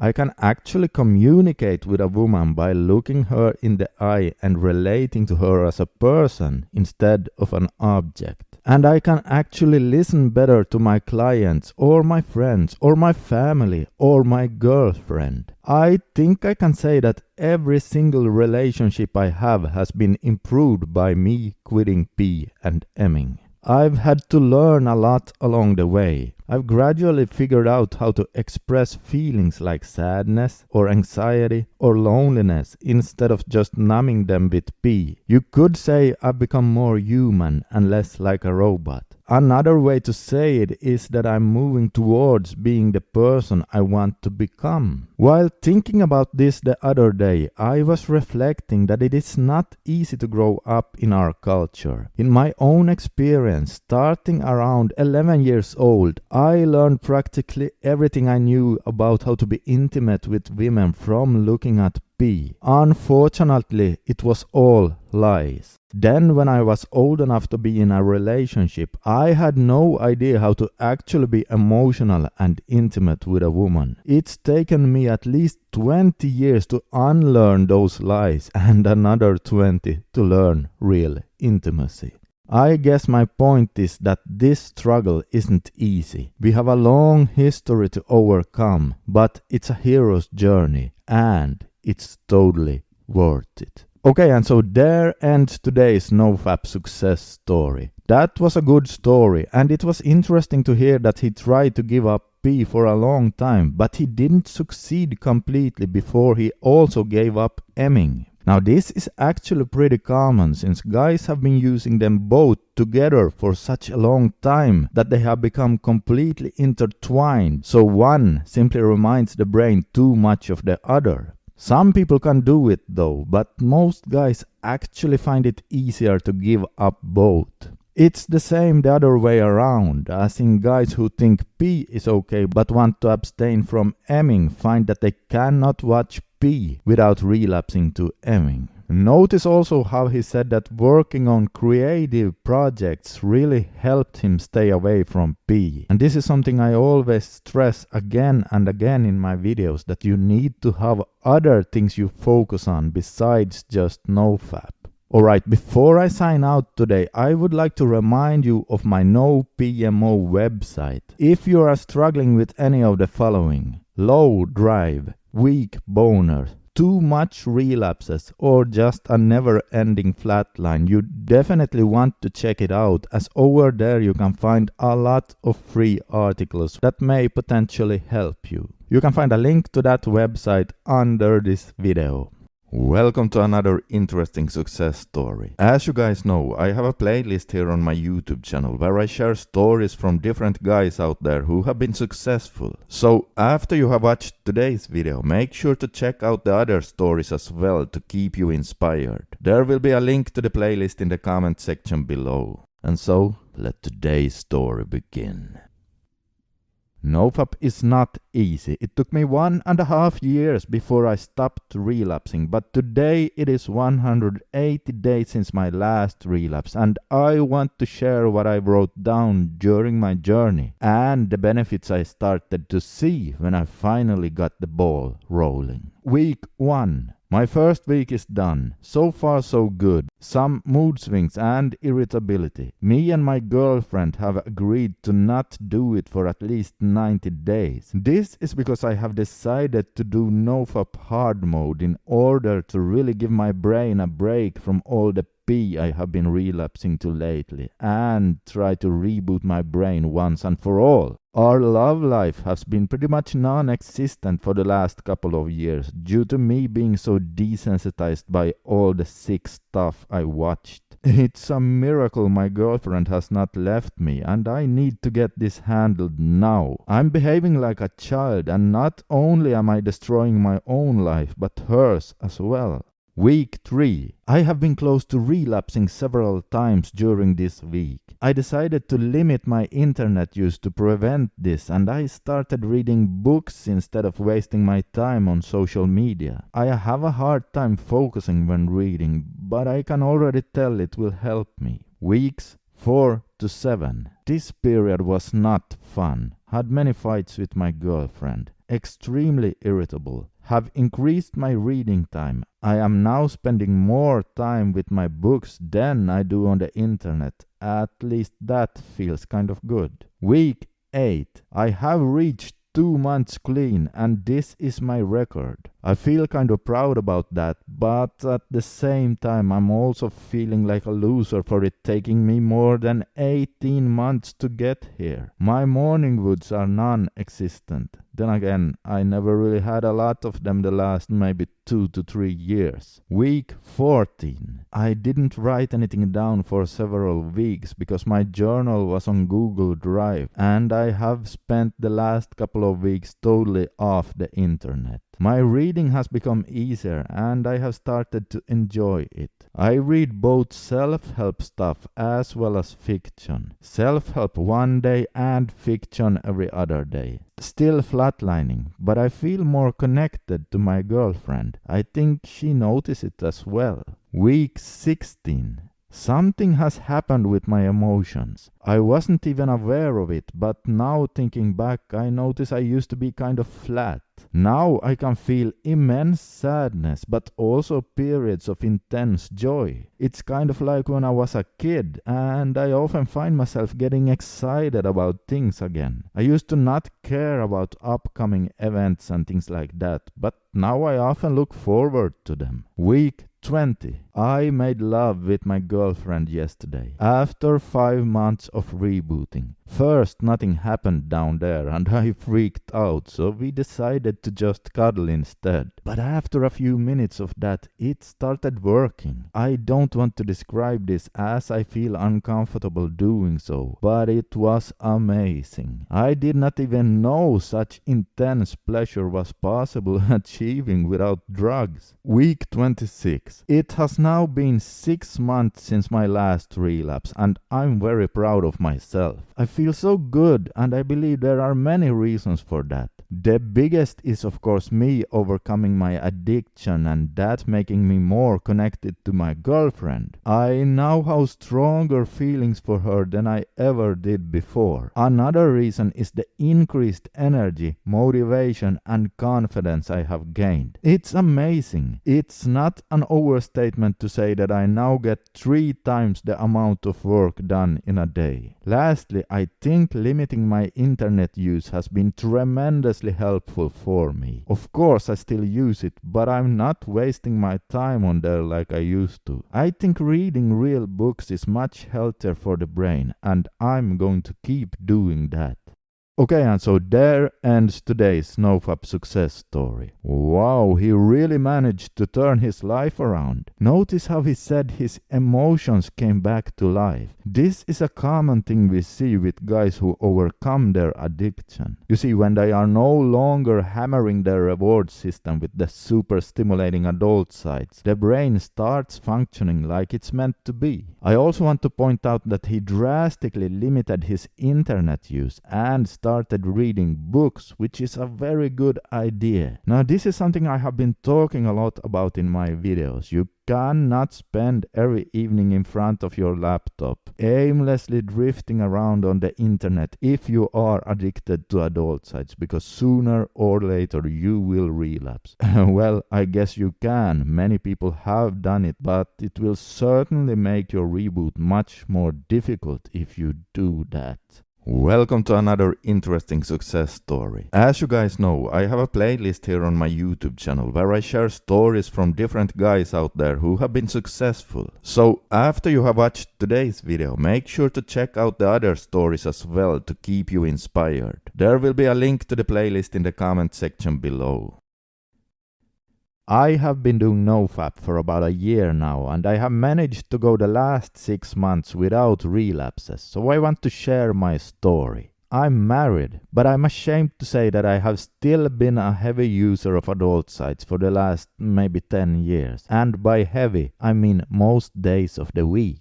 6 months ago I had crippling anxiety, and I mean crippling because some days of the week I was not even able to leave my house. My anxiety was that bad. I often had to skip going to my son's football games or any kind of social gatherings. Needless to say, I felt bad about this, like a broken man and a bad father and husband. Because of this, I was also depressed, and to try to find just a little relief, I escaped into the world of adult sites, and then, just for an hour or so, I could forget all my problems. Well, looking back at it today, now I understand that the escapism only made my anxiety much worse. I was escaping my anxiety and depression by using something that causes anxiety and depression.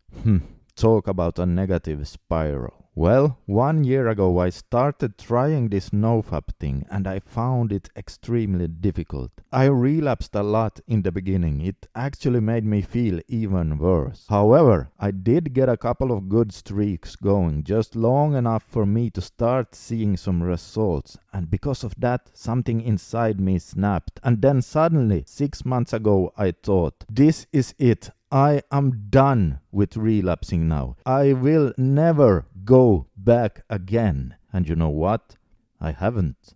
The first month was horrible. I had insomnia, cravings, and my anxiety levels were even higher than usual. The second month was also bad, but now I started to have some days here and there where I could relax a bit and I could actually see some colors in my life. I also noticed that my confidence increased a bit. Now this motivated me to keep going, and in my third month I started going out for short runs every single day. Some days I would still have anxiety to the point of not wanting to leave my house, but now with the help of my newfound confidence, I still managed to go. In my fourth month, I saw the biggest changes. I started attending every social event my family was involved in. My depression lifted and my anxiety continued to get better. I work from home, having an online business, so being able to go outside and interact with people is so important for me. Today, after 6 months of NoFap, I am way more confident, happy, and the colors are back in my life.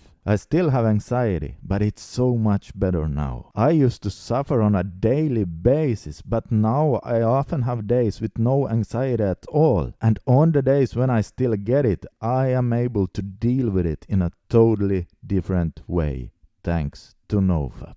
Okay, and so there ends today's NoFap success story. Well, that was short and sweet. It's so cool to see how guys manage to turn their life around like that. Now, he didn't manage to get rid of his anxiety completely, but you have to agree that now having days where he's totally free from anxiety is a hell of a lot better than having anxiety every single day. For a lot of people, NoFap can really help with anxiety. However, not everyone gets rid of their anxiety by doing NoFap. And if we apply a bit of clear thinking here, then obviously we can see that it depends on what caused the anxiety in the first place. For example, I suffered from anxiety myself even before I had internet. So that makes it pretty clear that the adult sites were not the cause of all my anxiety, although it definitely got worse when I started consuming all those nasty websites. You see, there can literally be hundreds of reasons behind anxiety, but becoming dependent on nasty websites is definitely one of them. So if you are struggling with anxiety, I really think you should give NoFap a try for at least 4 to 5 months and be patient, as it might take some time to see the results.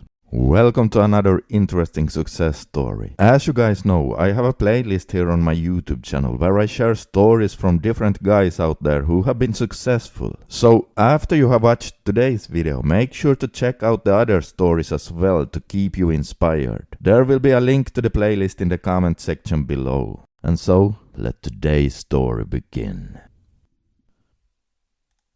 5 months ago, I was suffering from brain fog and poor concentration, and I just could not keep my focus for any length of a time. I was also depressed and lacked purpose. Reading was almost impossible for me, and even watching a movie was difficult. My life consisted of social media, video games, and adult sites. I was unemployed, and I spent pretty much my whole day just doing things that felt good in the moment. The problem was, even those things started to let me down as they started to give me less and less pleasure. I was stuck in a digital hellhole, and I knew I was addicted to adult sites because I had tried giving it up a few times, but I failed every time. I knew I had to do something. Then, 5 months ago, I made the biggest life-changing decision I have ever made. I moved out of my apartment and moved into my parents' older house that they no longer use. The house has all the modern functions besides an internet connection. Then I sold my smartphone and got one of those simple phones with buttons and no internet function. I also sold my computer and my Xbox. The old house had a TV in it, and I decided that the TV would have to be enough in terms of digital entertainment for me. I knew I would never have a chance to get rid of my addiction if I stayed in my old one-bedroom apartment with all my games and my digital girlfriends. This move was pretty extreme to say the least, but I'm happy I did it because it worked.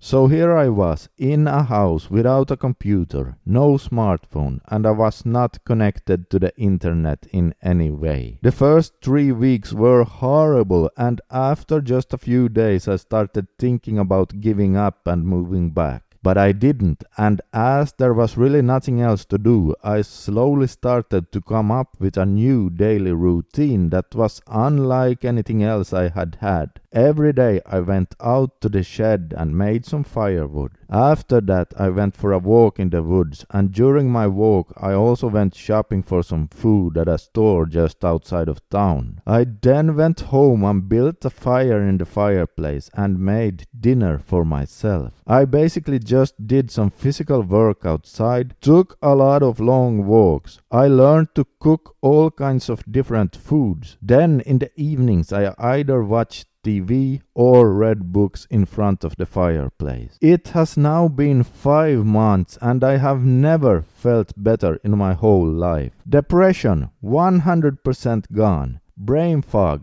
100% gone. My brain is so sharp and I feel like my senses have been fine-tuned by nature. I'm going to continue to live in this house for now, but last week I installed the internet here, so let's see where that will take me. I need the computer because now that I feel so great, I am going to start looking for a job. I just hope I will not fall back into old habits because I never even thought it was possible to feel this good. Okay, and so there ends today's NoFap success story. Oh wow, talk about life-changing in several ways, but man, he did a great job. Yeah, sometimes making a really big change in life can be exactly what we need if we feel we are stuck somewhere and just keep spinning our wheels. That was impressive to say the least, a very cool success story. Welcome to another interesting success story. As you guys know, I have a playlist here on my YouTube channel where I share stories from different guys out there who have been successful. So after you have watched today's video, make sure to check out the other stories as well to keep you inspired. There will be a link to the playlist in the comment section below. I'm 46 years old and I'm ashamed to say that since I hit puberty I have never gone longer than maybe 5 or 6 days without pleasuring myself. Well, until now, because today I have done no PMO for 60 days. I don't think I was severely addicted. The reason for me never going longer than 5 or 6 days was because I never gave it a try. But this summer I started watching NoFap videos and I became curious, so I decided to give it a try myself. The first week was nothing special really, just a couple of mild urges. I decided to do 20 push-ups whenever cravings hit me. In my second week the urges hit me hard. Let's just say I got quite a chest workout during that week. I also had trouble sleeping during my second week. My flatline came in the third week. I wasn't scared of it because I had heard about it. I actually liked being in the flatline because my urges disappeared. Well, I guess I shouldn't say I liked it since I did get into some form of depression and I had a bit of a hard time getting things done. My flatline ended in week 5 and now things started to get interesting. Almost every morning I woke up with a nice morning wood, stronger than I've had in, well, I can't even remember. My energy levels also increased here. During week 6, I noticed the increased confidence that so many guys on YouTube talk about. And let me tell you, it was not a small increase either. I have always been a bit self-conscious when around people, but now I felt so comfortable in my own skin. The last 2 weeks my confidence has continued to stay high and my energy and overall mood has gotten even better. To be honest, I was very skeptical about the whole NoFap thing because many guys claim benefits that are so above and beyond what any reasonable person could believe. But damn, I have to say that most of them are right. Not the most extreme guys, but the more reasonable ones. And man, turns out that spending too much time on watching nasty websites is a habit that really holds us men back in life. I'm excited to see what the future holds. I have only gone 60 days and I already know I will never go back. This is so worth doing. And so there ends today's success story. Well, that was a short but cool story. As I have told you many times before, older guys tend to need less time to recover. And the reason for this is of course that they didn't get high-speed internet as a child or a teen, when the brain is more vulnerable to stimuli and input. But 60 days is still a short time, even for older guys. Bottom line, we are all different, so remember to keep that in mind as you trudge forward on your journey. And oh hey guys, check this out. I have made a 90-day no PMO advice and tool guide that you can download for free. The 90-day no PMO advice and tool guide is a very helpful PDF file with 13 bullet points for each week, as it takes 13 weeks to complete a 90-day challenge. Now it's not a rebooting course or anything big like that, but it is a 90-day reboot guide where I have taken into account what I have discovered about how it is normal to react during certain phases of rebooting, and then implemented specific actions that are best suited for you to do during those specific phases from a psychological and neurobiological standpoint. For example, things that are important for you to do in the second week, and then other actions that are more important for you to do in the third week, and then things you absolutely must consider in your very first week, and so on. And this comes in a form of a PDF file that I'll send to you with an email as soon as you sign up to my free email list. I think it could be both interesting and extremely helpful for you. And in order to get it, just type in pmoflatline.com/list into your URL address bar browser right now and hit enter. That's pmoflatline.com/list. So type that in right now and hit enter and it'll take you there. You can also find a link to it under this video. Welcome to another interesting success story. As you guys know, I have a playlist here on my YouTube channel where I share stories from different guys out there who have been successful. So after you have watched today's video, make sure to check out the other stories as well to keep you inspired. There will be a link to the playlist in the comment section below. I'm Mike and I'm 20 years old. Years ago, just about when the period of puberty started, I was introduced to the nasty world of adult sites. At that time, it seemed pretty normal to visit those sites because in my generation that was like a must-do thing. If you didn't do it, or at least said that you didn't do it, you were treated like a loser. Yes, that's how present P was among my friends. We openly talked about it like that. So I did it too, and I didn't realize at the time how much harm it did to me. The truth is, I was always that quiet kid who was sitting at the back of the class, escaping from other people that I wasn't familiar with, especially girls. I avoided making friends and I couldn't wait to get back home to my comfort zone just to visit adult sites several times a day. As time passed, I saw males from my generation already having girlfriends, but I couldn't even look at one, not to mention how shy I was to even speak to one of them. I was angry and frustrated at the same time, and you can probably guess what I did as a form of escape from those emotions. Exactly, I was watching adult sites, and I developed some kind of addiction. Years later I still kept doing it, but not every day. So I don't think I was a real addict. I did it about 4 to 5 times a week, but that was enough for me to get affected by it, even when I was 18 years old.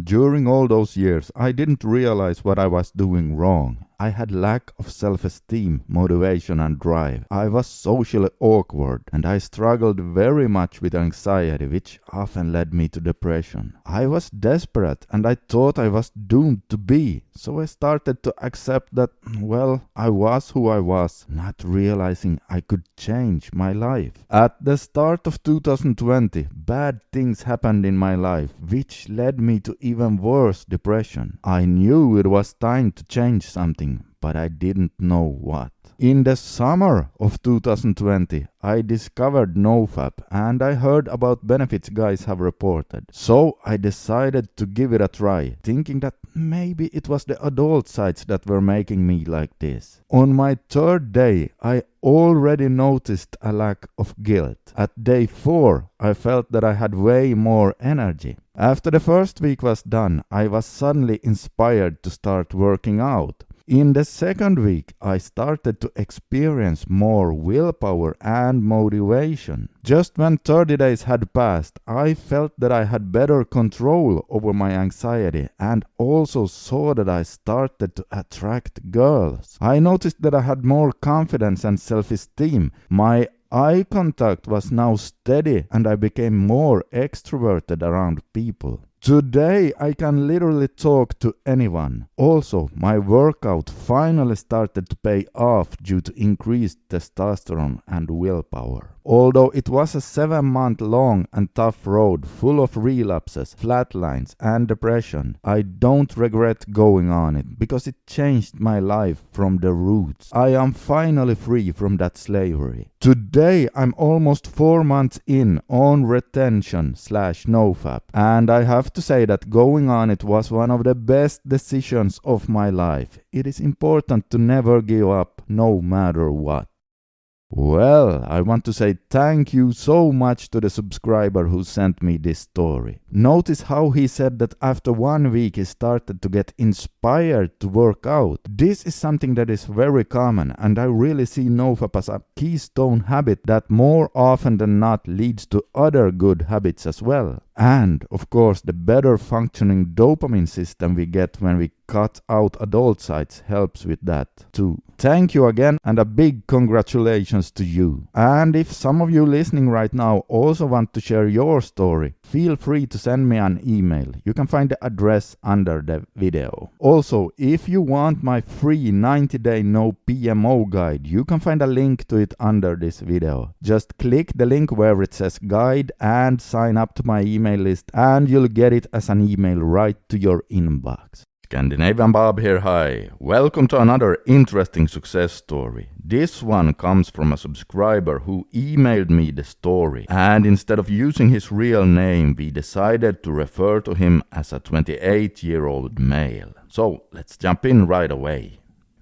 Quitting PMO has offered huge benefits to my life, both big and small. When I was in high school, I started watching adult sites after school. I was a curious kid and enjoyed looking at hot girls. Once the dopamine rush came in after I did the deed, I was hooked. I saw the girls on the internet sites as perfect 10s, and I could not keep myself away. Once I hit college, the hormones were raging even more, and I could not resist watching adult sites after seeing a hot girl in real life. I had no shot at retention with hardly any self-control. Fast forward a few years and I would use PMO to numb my loneliness or anxiety when I was afraid. And towards the end of my college days, I felt both of those when leaving my parents' house for the first time, and I used adult sites to cope with it. After I graduated from college, I wanted to get a girlfriend, so I decided to stop watching adult sites after reading articles on the internet. I started my first NoFap journey then and was able to get a few girlfriends, but I would always fall back into adult sites after we'd break up. During my mid-20s, I had another girlfriend and was able to be free from adult sites for 9 months, but whenever problems came up in my life, I would escape to the pit of PMO, which would again lead to sadness and anxiety. What finally made me quit for good was a combination of things. One was learning of the possibility that I could lose my boners to real-life girls if I continued, which scared the shit out of me. Another was I found a recovery group which motivated me to stay clean, and I finally found a program called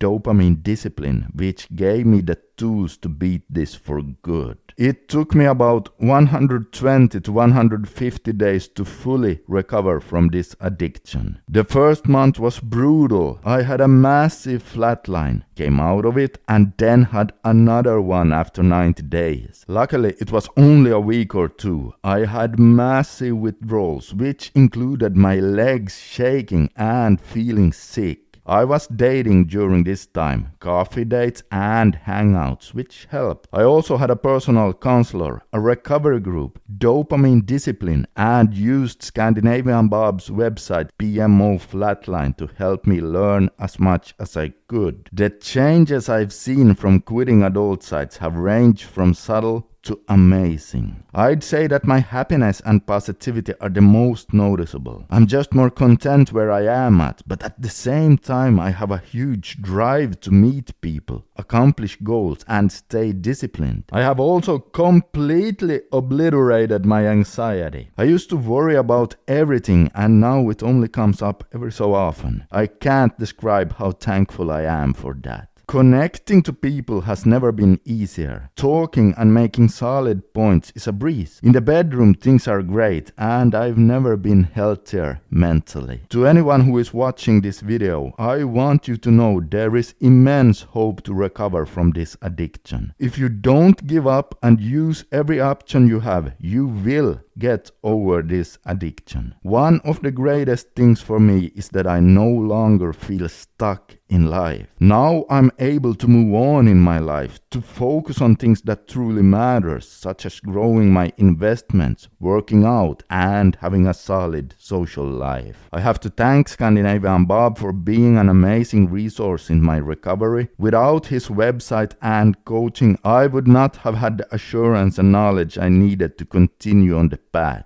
I also have to thank the Dopamine Discipline course for giving me the tools I needed to make my recovery a permanent part of my life. Hopefully my story can inspire others to move past the addiction and on to greater things that will truly give you positivity in your life. Wow, well done, brother. That was a really inspiring story, and thank you for sharing it with us. It's so fun to see when guys take action, become proactive, and then manage to turn their lives around. Now, even though today's hero mentioned my website and my coaching, I do not want to take credit for his success, because he was the one who did the work. He was very proactive, taking all kinds of actions, and when going at it like that, you tend to get results. Besides, when he reached out to me for his first one-on-one coaching call, he was already doing really well, so I don't want to use this opportunity to toot my own horn here. But nevertheless, if you do want to reach out to me, you can find a link to my one-on-one coaching under this video. Scandinavian Bob here, hi. So yesterday evening I was aimlessly browsing online again. Oh, well, not really. Or in a way, yes, because I was relaxing. But at least this time it was on a good website. The good old Your Brain On. I was reading NoFap success stories, and as I was sitting there reading story after story, I once again saw a very clear pattern. Something that almost all successful NoFappers have in common. Now, before I share what it is, let's first just define what I mean when I say successful NoFapper. Do I mean successful as in getting success in life in general, or successful as in managing to stop relapsing to adult sites? Well, I was thinking mostly about the second part here, but actually both. And now that I share the common denominator, that's pretty easy to understand, really. Almost all successful NoFappers have a journey where they are cleaning up their life significantly. And not just cleaning up as in they stop doing stupid things, but almost all of them also add a lot of good things as well. Now, we have talked about this before, but I do not think it's possible to overdo it here because it's just so important. Stop doing stupid things and then set a few strong goals for yourself that you will keep working on a daily basis. Change your identity from being a slacker, a party animal, a lazy procrastinator to being someone who earns his sofa time. Yes, you see, that's the key. Earning your sofa time. Because I'm not saying we can't enjoy digital recreation like video games, Netflix and so on. But we have to earn them by first doing the hard things that take concentration and take a bit of effort. And you know this already. I mean, even if you're someone who doesn't think about it on a conscious level, just how good does your sofa time feel if you don't do anything of value all day long? If you're just lying there, eating donuts, playing video games and watching adult sites, how good does your sofa time feel? Have you ever felt that sense of, hey, I have all these good things here, all the pleasure, yet I feel like complete and utter crap? Well, there you go. And by the way, if you didn't know, this is exactly how your dopamine system is supposed to work. Dopamine is there to motivate you to go for things that will make your life better. Like, for example, getting a partner. And then you get the reward after that. But if you do it the other way around, you short-circuit that system so that it completely blows up on you, making your life miserable. Kind of like you do when you're getting off to adult sites. You give yourself the reward first, making it absolutely pointless for the dopamine system to give you any drive to go out there, talking to girls, achieving anything of value, and so on. So a short one today, but as I said, I don't think that this can be overstated. And you know what? I also include myself into the group of people who I'm giving advice to, because no one is perfect. We all need to grow, and we're all on this dopamine journey together. So that's why I want to keep making these videos, and if you want to keep listening, then consider subscribing, and I'll see you in the next one. Scandinavian Bob here, hi. So yesterday I was snooping around on the website Your Brain on Porn again, and I came across a success story written by a medical student. Now, he doesn't say how old he is, but he starts by saying that he has been seriously addicted to porn for about 10 years. He says that most of the time he consumed it on a daily basis, and that he also escalated over time and started watching more and more extreme things. Which, by the way, is very common when it comes to addictions. And if you've been following my channel for a while, you all know why that is by now, right? Yes, it's because the desensitized dopamine system. You're starting to seek out more and more in order to try to get the numb reward system to feel the same old buzz. He also says he used porn as an escape mechanism because of his high stress. But then he also adds that after he learned about the relationship between addictions and a disrupted stress system, he now understands that not all of his stress was real stress, but that the stress and anxiety was actually more so caused by his porn addiction. Yeah, so it's a chicken and egg thing there. At first he didn't know about the porn's negative effects on the brain, but he started researching online, and he says that as a medical student it was easy for him to understand the science behind it. He understood everything about it, and that the benefits he is about to mention for us was definitely not just placebo. He says that he first managed to make it to day 55, and during that streak he started noticing some positive changes. However, he fell back into the addiction and started fapping to porn again. And sure enough, the positive changes he had just started noticing faded away. He says he suffered from things like lack of confidence and courage. He says he could not look at girls with confidence. He was depressed and was feeling social fear. He also says that he hated all things about himself. Well, I guess that would be very low self-esteem, right? He also says he always compared himself to others and felt bad about himself. He had so low thoughts about himself and felt so inferior to others that he avoided going out. And he says he never had the courage to stand up for himself and speak his opinion. Yeah, so these are things I see all the time with my one-on-one coaching clients as well. And if you've been following me for a while, you have heard me talk about it many times before, right? In fact, please comment in the comment section below if you recognize yourself in any of these. Anyway, he finally made it to 90 days, and here's how he felt after that. He says he's a completely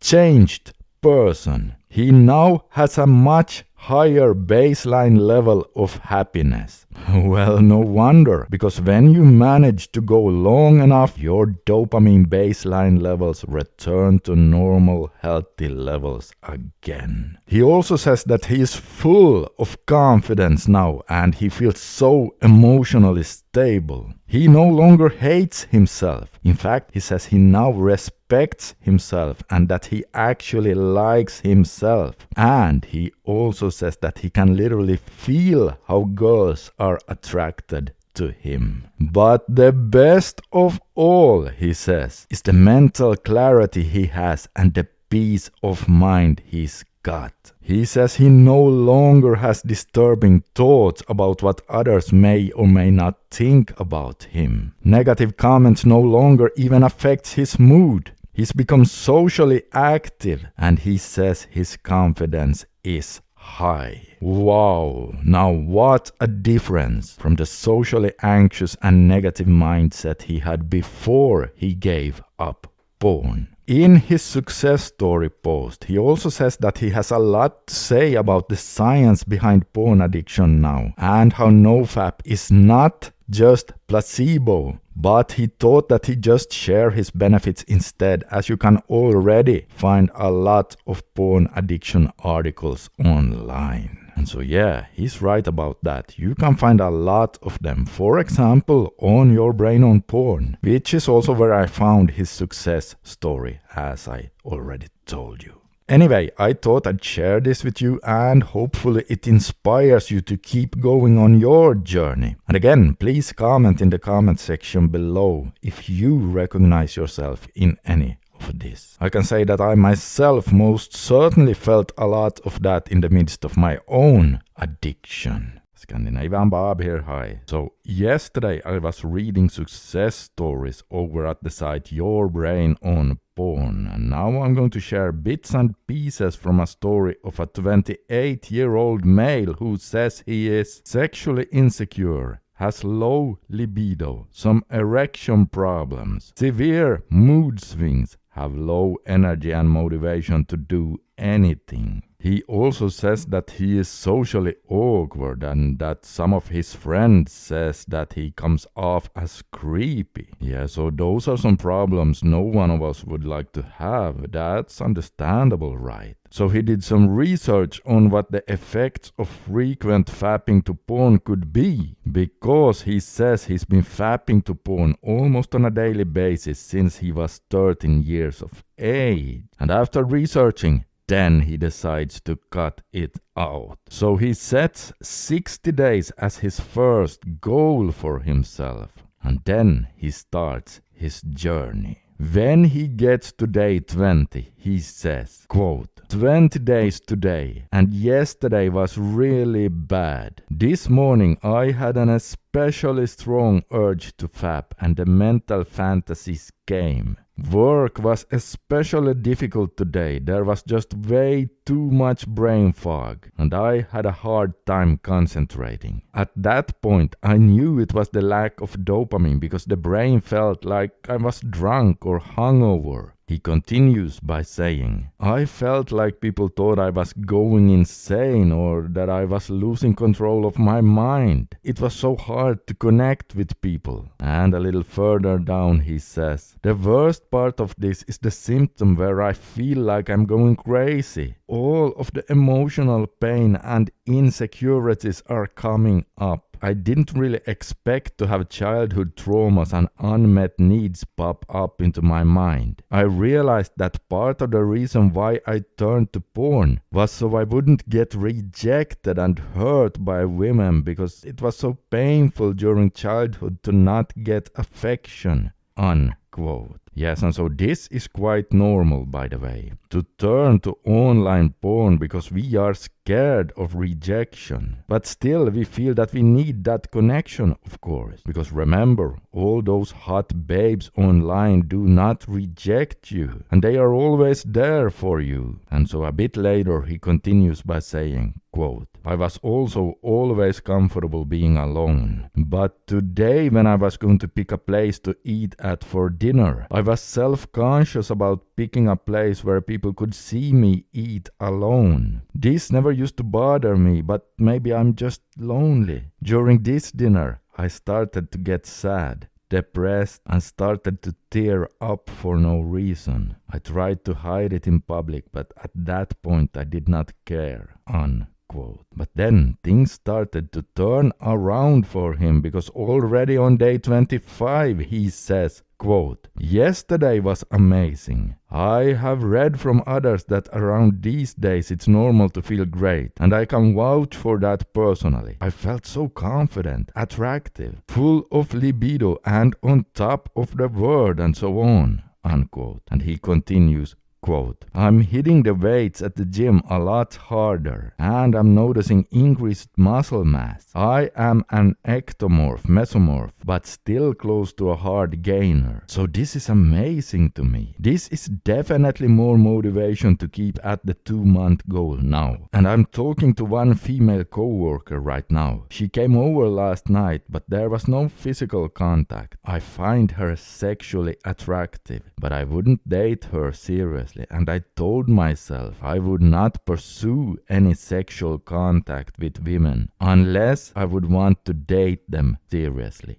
And then he continues by saying, quote, but I've become aware of how unaware I am mentally and emotionally. A lot of my life I was living on autopilot, and stopping PMO made me realize how distorted my mind really was, unquote. You hear that, guys? If you become aware of the fact that you are unaware, that is actually a step in the right direction. It is a sign that you are becoming more present, which is both a healthy and attractive trait as well, especially attractive in the eyes of women. Quote, 35 days yesterday, I felt amazing. Well, not super amazing, but content and happy regardless of what was going on externally. I'm definitely seeing improvements in perception and how I deal with stress, unquote. Yeah, so this is also a sign of inner strength, guys. To be able to not be that affected by what's going on outside of you, but instead have this intrinsic source of strength and happiness, which is something I see over and over with guys who give up porn and start doing NoFap. But no progress in life is constant upwards with all sunshine and rainbows. And sometimes he still questions his journey a bit. Maybe it is his addiction trying to fool him. As on day 45 he says, for example, quote, mood swings are high when having fun, but also very low during boring, emotionally tense periods. I guess the dopamine receptors are working much better as I'm seeking other experiences over PMO, such as music, hobbies, and so on. Sometimes I question why I'm even doing this at all. Why abstain? Unquote. Yeah, so he still questions his decision a bit from time to time, which can for many guys lead back to relapses. So let's see how he does. Then on day 50 he says, quote, amazing how on last Sunday I was feeling like total crap, and the day after and up until today I was feeling on top of the world. Just talking with women over text messages or in real life sends my dopamine levels up. I have the biggest smile on my face if we have a genuine flirtatious connection. I almost caved, but my head told me not to quit, and there's only 2 weeks left. Unquote. Yeah, so he's definitely experiencing ups and downs here, which is to be expected during a reboot. I don't think I have seen one single guy yet who has a straight upward journey in terms of mood and benefits. That doesn't really happen. For example, on day 65 he says, quote, one thing I'm noticing from this reboot process is that issues come up to the surface whether you like it or not. I have been feeling intense anger and pain. This may be because I came from an abusive family background, but I've done enough emotional baggage cleaning to no longer think or fantasize about my past too much, unquote. Then again on day 70 he says, quote, I'm so glad to have stuck with it though, especially after reading a lot of the success stories here. My life is taking a complete 180 turn for the better, and it's because of you, unquote. Yeah, so the site Your Brain on Porn has obviously taken his story from a forum, and then he continues by saying, quote, I have noticed a ton of positive changes, as well as having my eyes open to further opportunities of growth after leaving porn and masturbation. And then some of the benefits he lists are increased confidence, well-being. I feel more manly, powerful and attractive, and so on. More control over sexual desires, not as easily swayed by the desire for sex or orgasm with just anyone. Increased emotional detachment. I can keep my cool better in difficult situations. Life has improved dramatically, have attracted better friends, better potential mates, better career prospects, better connecting abilities with people in general, including women, more energy in general. Libido has stabilized, so I'm not always as horny as I was while going through withdrawals, but I can perform when needed. I still get mental fantasies from time to time, but no longer have the urge to release through masturbation. Increased awareness of emotional baggage that I struggled with, and increased ability to deal with these issues as they come up. I've been meeting this great woman for a while, and we had sex yesterday. Twice. Unplanned, of course. Just went with the flow. No erection problems. But for some reason, because of not PMOing for so long, I didn't last as long as I'd have liked, unquote.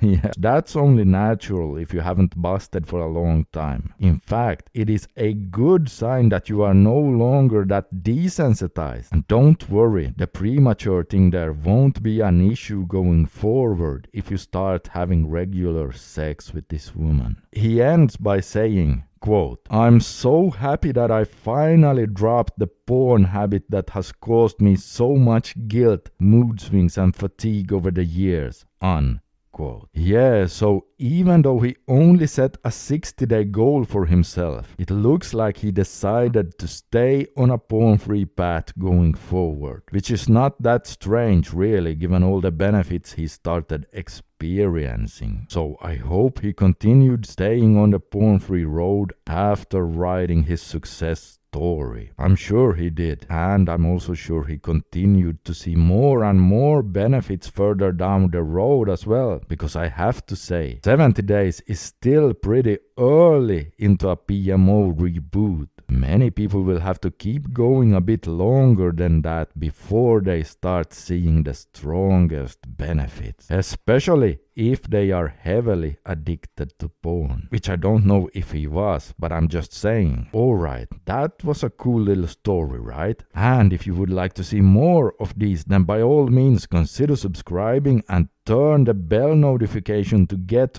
all notifications so that you don't miss out on any of these videos. And if you too would like to experience benefits like this, but you keep on struggling with relapses, then make sure to download my 90-day no porn advice and tool guide, where I share helpful tools and advice for you 100% free of charge. You can find it under this video right now.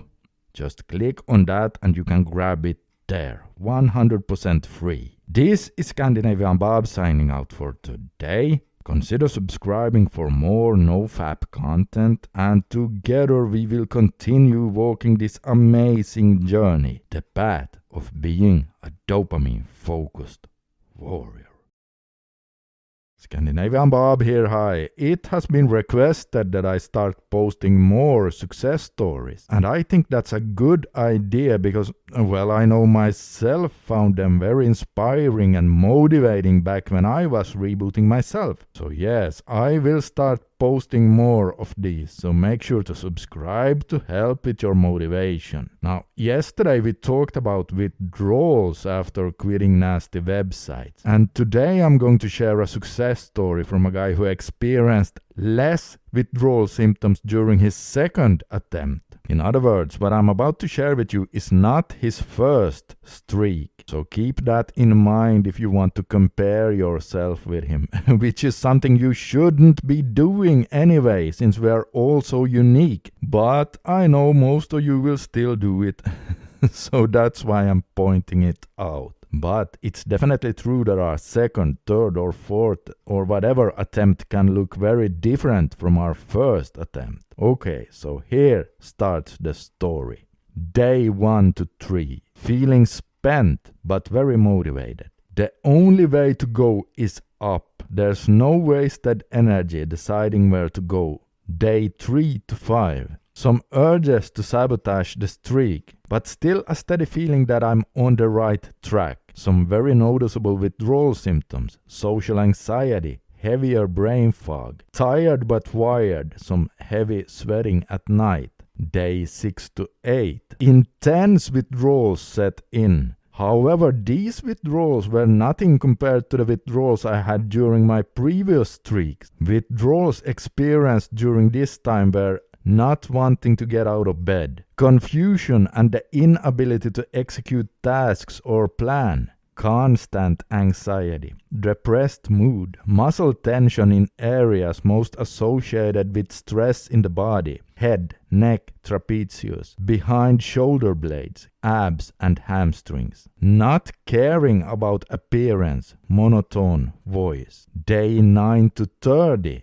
Gradual and steady improvement of withdrawal symptoms, gradual restoration of inner drive, competitiveness, motivation, but still feeling that my ability to stay on task is suffering. Day 30 to 60, continued improvement of inner drive, marked improvement in attention and ability to stay on task, sexual dysfunction is cleared up, brain fog is lifted for the most part. Day 60 to 100. Some bad days happen in which I feel similar to days 6 to 8. However, the intensity is nowhere near as high and these spells only last about 10 hours at a time. This can be explained by post-acute withdrawal symptoms. It's very important to manage these times and understand that they are temporary and that you can still accomplish your daily goals while not feeling 100%.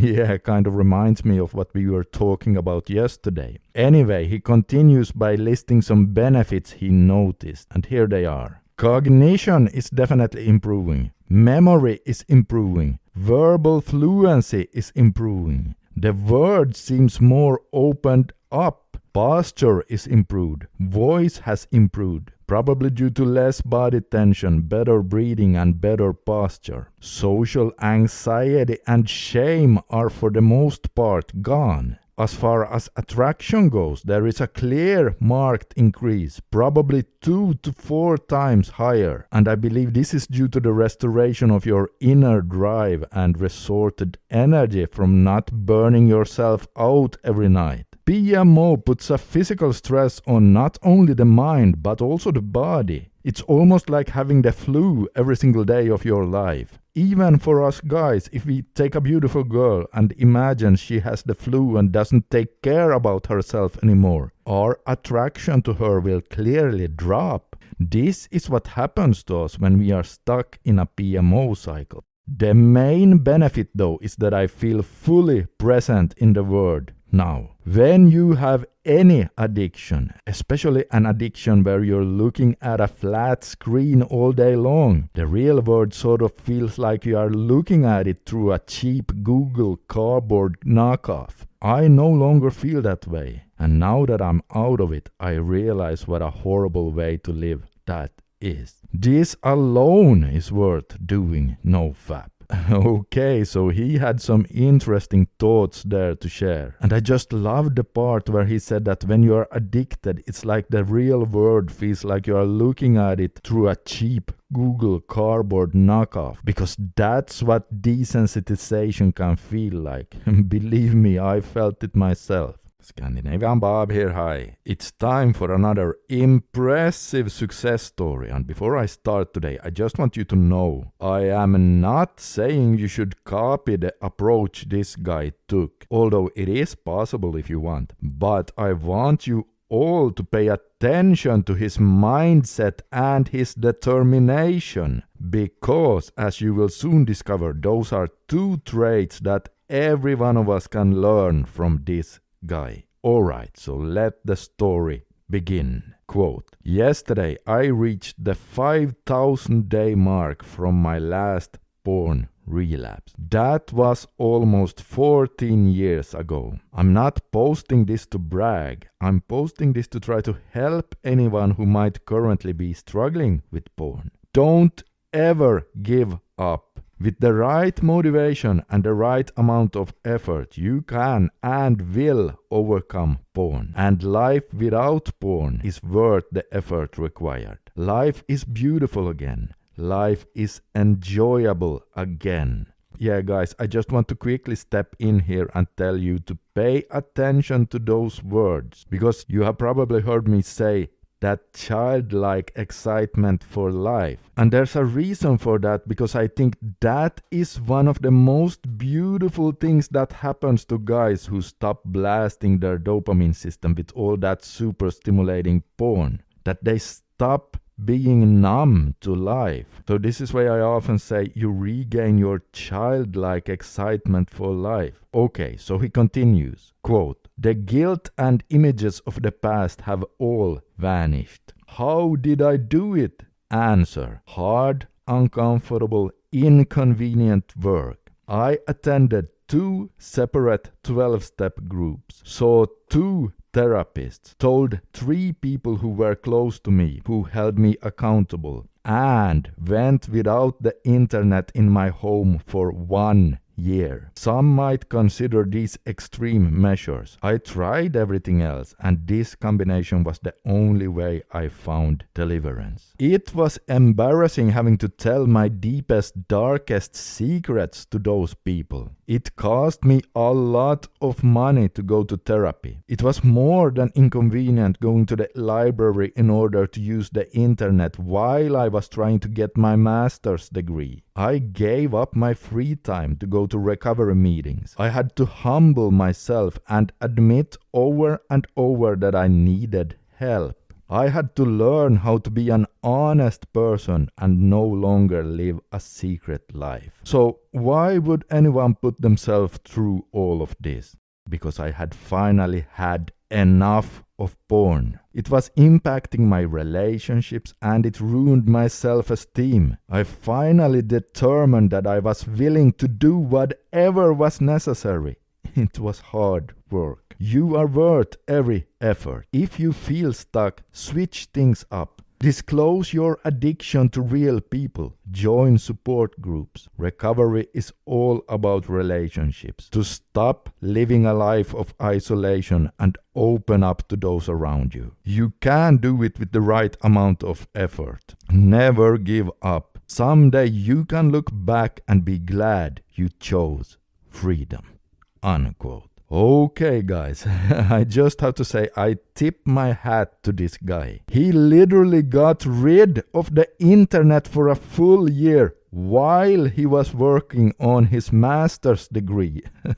Oh man, that's so impressive. Now, I don't want you to get hung up on the detail of that, but what you should get hung up on is the mindset of enough is enough and I'll do whatever it takes, and that it is actually possible to be so determined that no matter where you're at right now, you will find a way out, whatever that way may be for you. Yeah, I have seen this over and over again with other guys as well. They put their foot down for the last time and say, okay, this is it. I am done now, and now I will do whatever it takes. And then not just ride on that motivation, but then actually really use it to find what it takes and then do that. Okay, so I hope you found this inspiring, and if you did, consider subscribing for more success stories, as I will try to post a new story every week going forward from here. And please leave a comment in the comment section below if there are any special kind of success stories you'd like to hear in regards to NoFap and quitting porn. For example, guys who overcame social anxiety or PIED, or found that it started getting easier to get girlfriends and so on. Please let me know in the comment section below. Alright, if you feel that you need some help with relapses, then you can read about my 4-step porn crushing system using the link below, and also check out all the other success stories in the series over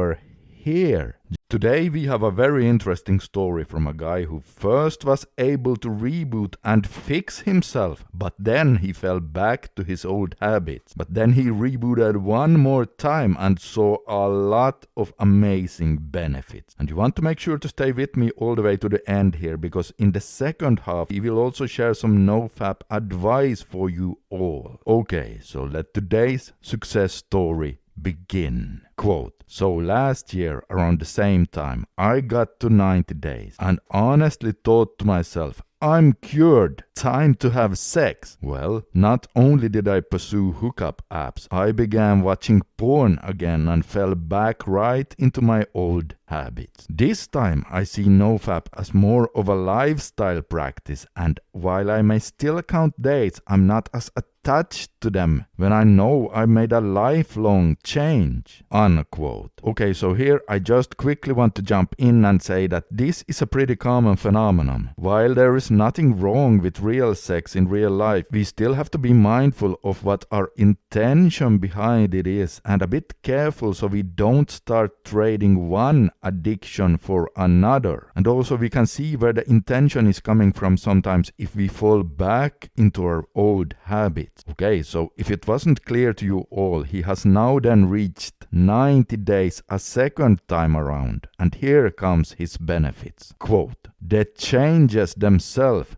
definitely noticeable. Number 1, a clearer head and a deeper voice. I went back to some old voice memos of my phone and I was shocked to hear more bass. While I wasn't concerned about my voice, it's a great benefit and I go through my days far more focused than usual. The word actually looks clearer and brighter. Number 2, I've gotten great at reframing my thought. There have been really challenging days where I felt like I was struggling to keep going. Learning how to acknowledge the urge, redirect my thought, and then allow the sensation to pass has been really powerful. Number 3, my skin is glowing. I eat a very clean diet with a lot of water, but I was doing many of the same things before NoFap and didn't notice the same glow then. Number 4, energy is much improved. Again, I take care of my body in other ways, but my body does feel very balanced, even on days where my sleep and diet fall by the wayside.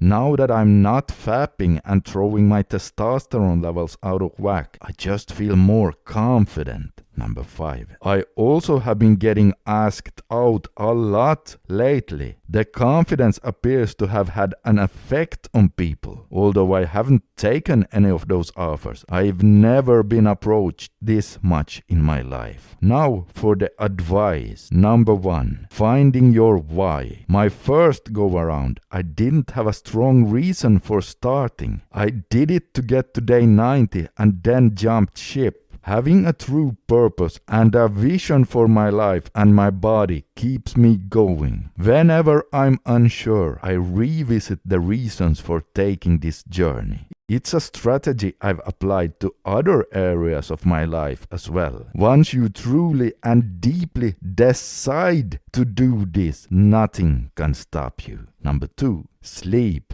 I had 1 or 2 nights on NoFap where I slept less than 4 hours. These were absolute hell in terms of PMO. It was so crazy tempting to fall back into the PMO habits then, not to mention the temptation for bad food. Number 3, get rid of the processed food crap. I definitely wouldn't recommend making all these changes at once, but your diet's really important to consider. Just like porn, processed food is designed to get you hooked. When you got good fuel, you'll feel a whole lot better. Number 4, read Think and Grow Rich. Last summer I read this and it all clicked. The chapter on sexual transmutation blew my mind. I've gotten so much more writing and work done by channeling my sexual energy.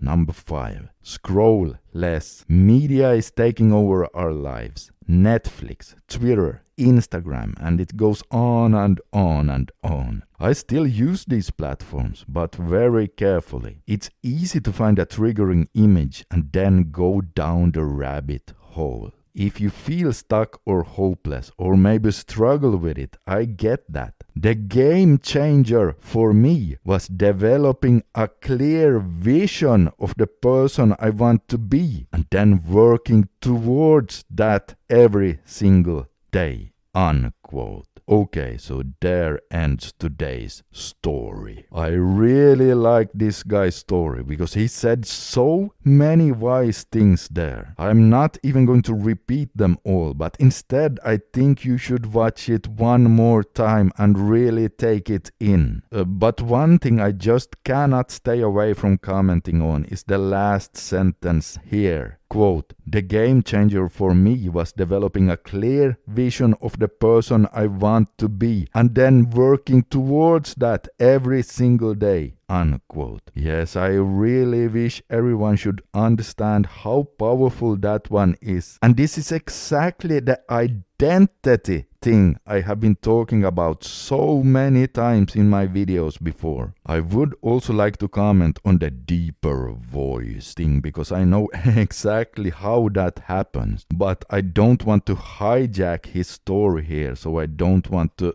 talk more about that now, so I'll save that one to a future video, so consider subscribing for that. But above all, make sure to subscribe for more of these success stories, because I will try to post a new one every single week going forward. It is time for part 26 in our NoFap success story series, and today's story comes from a guy who is 4 months fap-free and 2 months porn-free into his journey. And so, let today's story begin. I was out at a restaurant with a friend of mine and one of his friends. As we entered the restaurant, I noticed a woman look at me with wonder. I didn't think much of it. She was sitting alone, so I assumed her company was in the bathroom or something. So I continued walking towards our table in the corner of the restaurant and enjoyed my time with the two friends. Almost halfway through our meal, the lady approached our table with a broken voice and a foreign accent. She apologized for her husky tone and said that she just wanted to give me this, as she handed me a folded up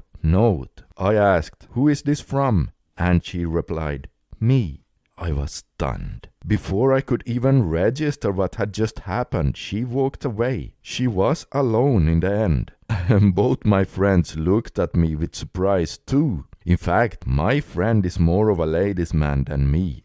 So he was more shocked because a woman approached me instead of him. When I opened the note, it read, "Here for a couple of days. I'd be happy to have a coffee with you," followed by her name and phone number. Did I contact her?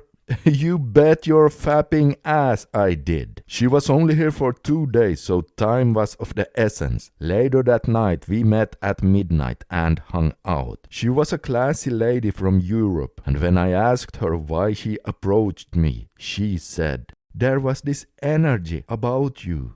That has to be the best compliment I've ever received. Ironically, my friend's friend who was present at dinner predicted exactly that and said, "You must have an aura about you this evening for her to approach you." And I am so much more grounded, calm and confident since managing my addictive behavior. She sensed this. Prior to NoFap, I must been airy, nervous and timid. I am now 4 months fap-free and 2 months porn-free. And I've developed such resilience that I even delete all sexual content I receive on WhatsApp from friends to resist urges and relapses. This strength and self-control is the attractive quality. It's inevitable. The moment you stop clicking on the digital men and women on your screen, you eventually start clocking on to the physical men and women in real life. Or, in this case, they clock on to you.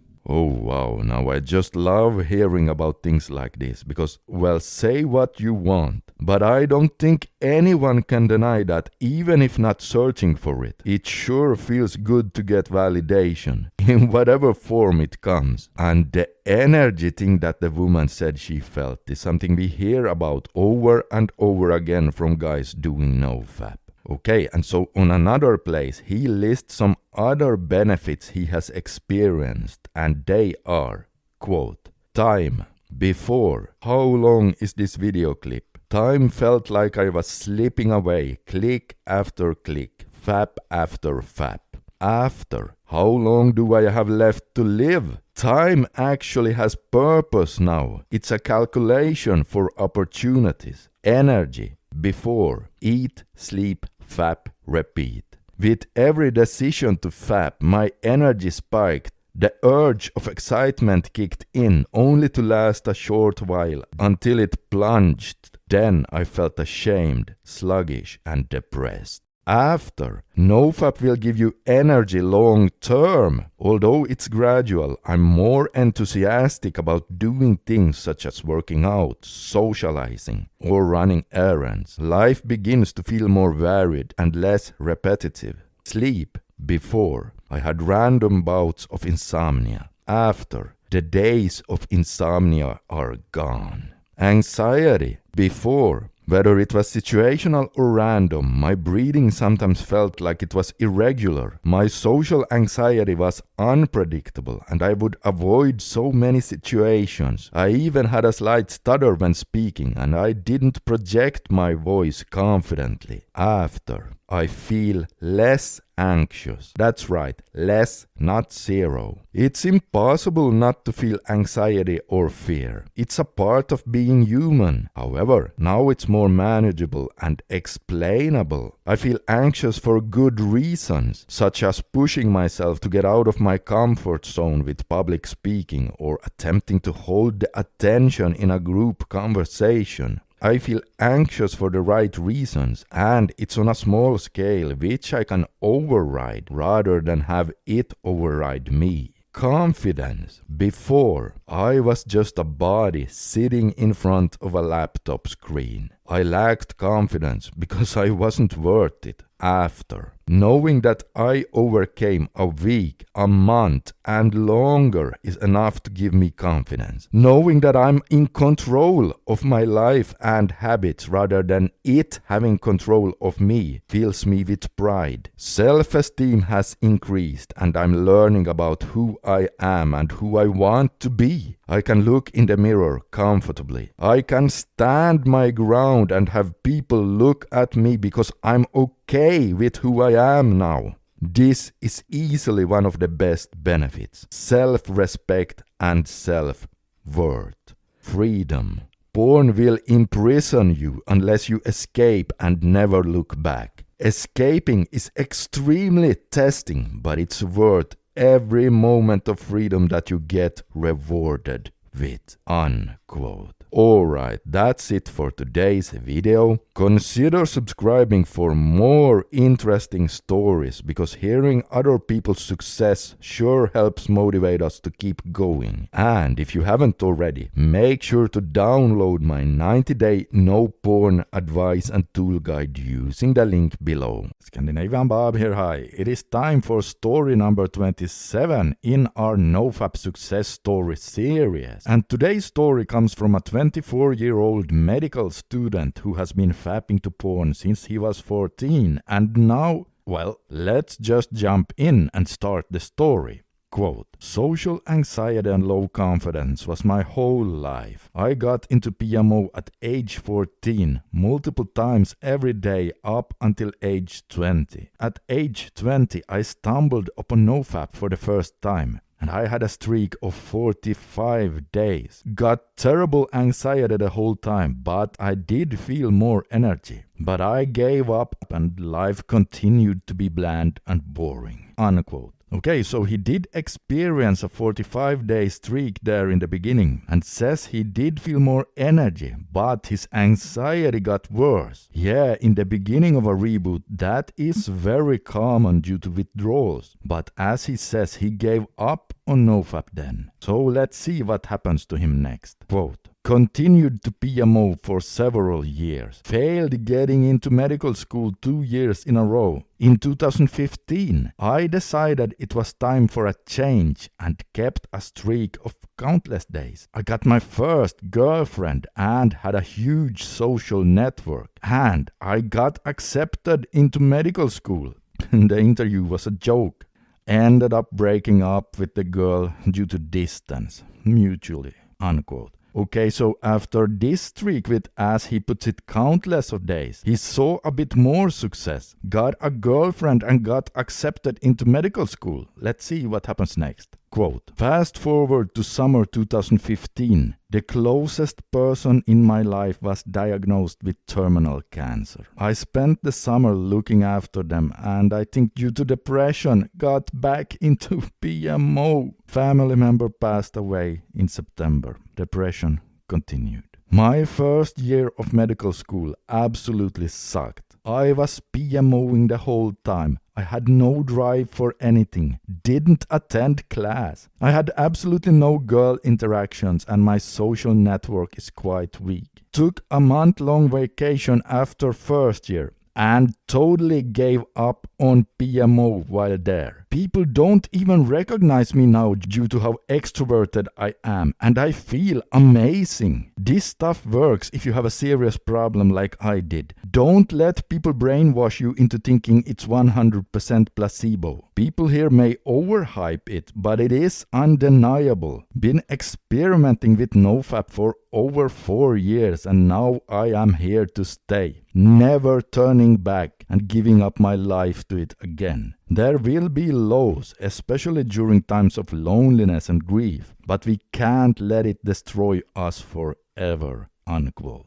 Okay, and so there ends today's story. I love how down to earth he is, and I like stories where they share both the ups and downs, as this guy did, as he shares how he fell back to it a few times before he really got serious there in the end. And then in the end he of course started seeing the most powerful benefits, and now he says he will never go back. He doesn't overhype it and just tells it like it is, that it sure worked for him and that it is not a placebo. And hey, the medical people of all people should know about things like placebo, right? And I mean, it's just bloody obvious. If you have a problem with porn and you manage to give it up, of course you're going to experience massive amounts of benefits, obviously. In part 28 of this series, I'm going to share a story from a urologist who cured his own ED by quitting his fapping sessions to porn, so consider subscribing for that. And for the other stories as well, that is coming out in the future in this NoFap success story series. And oh hey guys, if you are struggling with relapses, make sure to download my free 90-day no PMO guide using the link below. Scandinavian Bob here, hi. It is time for success story number 28 in our NoFap success story series. And today is going to be an interesting one because it comes from a urologist. And if you didn't know, a urologist is a medical doctor who specializes on issues related to the genitals. A bit broader than that as well, but he has his focus, down there. Okay, and so let today's story begin. Quote, I have been reading the forums for about 7 months now. I'm 31 years old, board certified urologist. Started watching porn at age of 14 on VHS tapes. Then computers came to life. It became part of my daily routine. Multiple tabs, more than once a day. Unquote. Okay, and before we continue, I have to point out that this story is one of the older ones found on Gary Wilson's site Your Brain on Porn. And almost all of us older guys started out with the old VHS tapes. So did I. And so he continues to say, quote, I have been dealing with severe ED for a few years now. I was able to maintain my erection a few times some years back, but the majority of my experience is losing my erection at some point or not having it at all. I tried a lot of things with no success. I lost 40 kilos with a balanced diet and exercise over 2 years. Been lifting weights for a few years now. No history of disease, but still no improvement in ED. Being a urologist and dealing with a lot of ED patients, mostly elderly with organic causes, it was a frustrating thing for me. And yes, I know, it's ironic. I measured my hormone levels. They were normal. I measured my ultrasound. It was normal. And all the other tests and examinations were normal. I got desperate. I tried vitamins, supplements, and the so-called ED foods, fish, shrimps, and so on. No luck. Even tadalafil 20 milligrams. No signs of life in the penis while with women. But I rarely had any problems while PMOing, so I knew nothing was wrong organically, unquote. Okay, so this is very important here. As you can see, he lost weight, got healthy, he was very healthy. He tried everything, but he still struggled with ED. Now, this is key right there because he says he rarely had any problems with his erections when fapping to porn. And as a urologist, of course, he can then figure out that at least that means that his ED is not caused by any organic problems, because those would not just suddenly disappear when you fire up a porn site. So now it's starting to look like it's taking the porn in order for him to get erect. Yeah, and so if this happens, this should really be a light bulb moment for guys out there, because now it looks like they are dependent on the porn to be able to achieve a boner.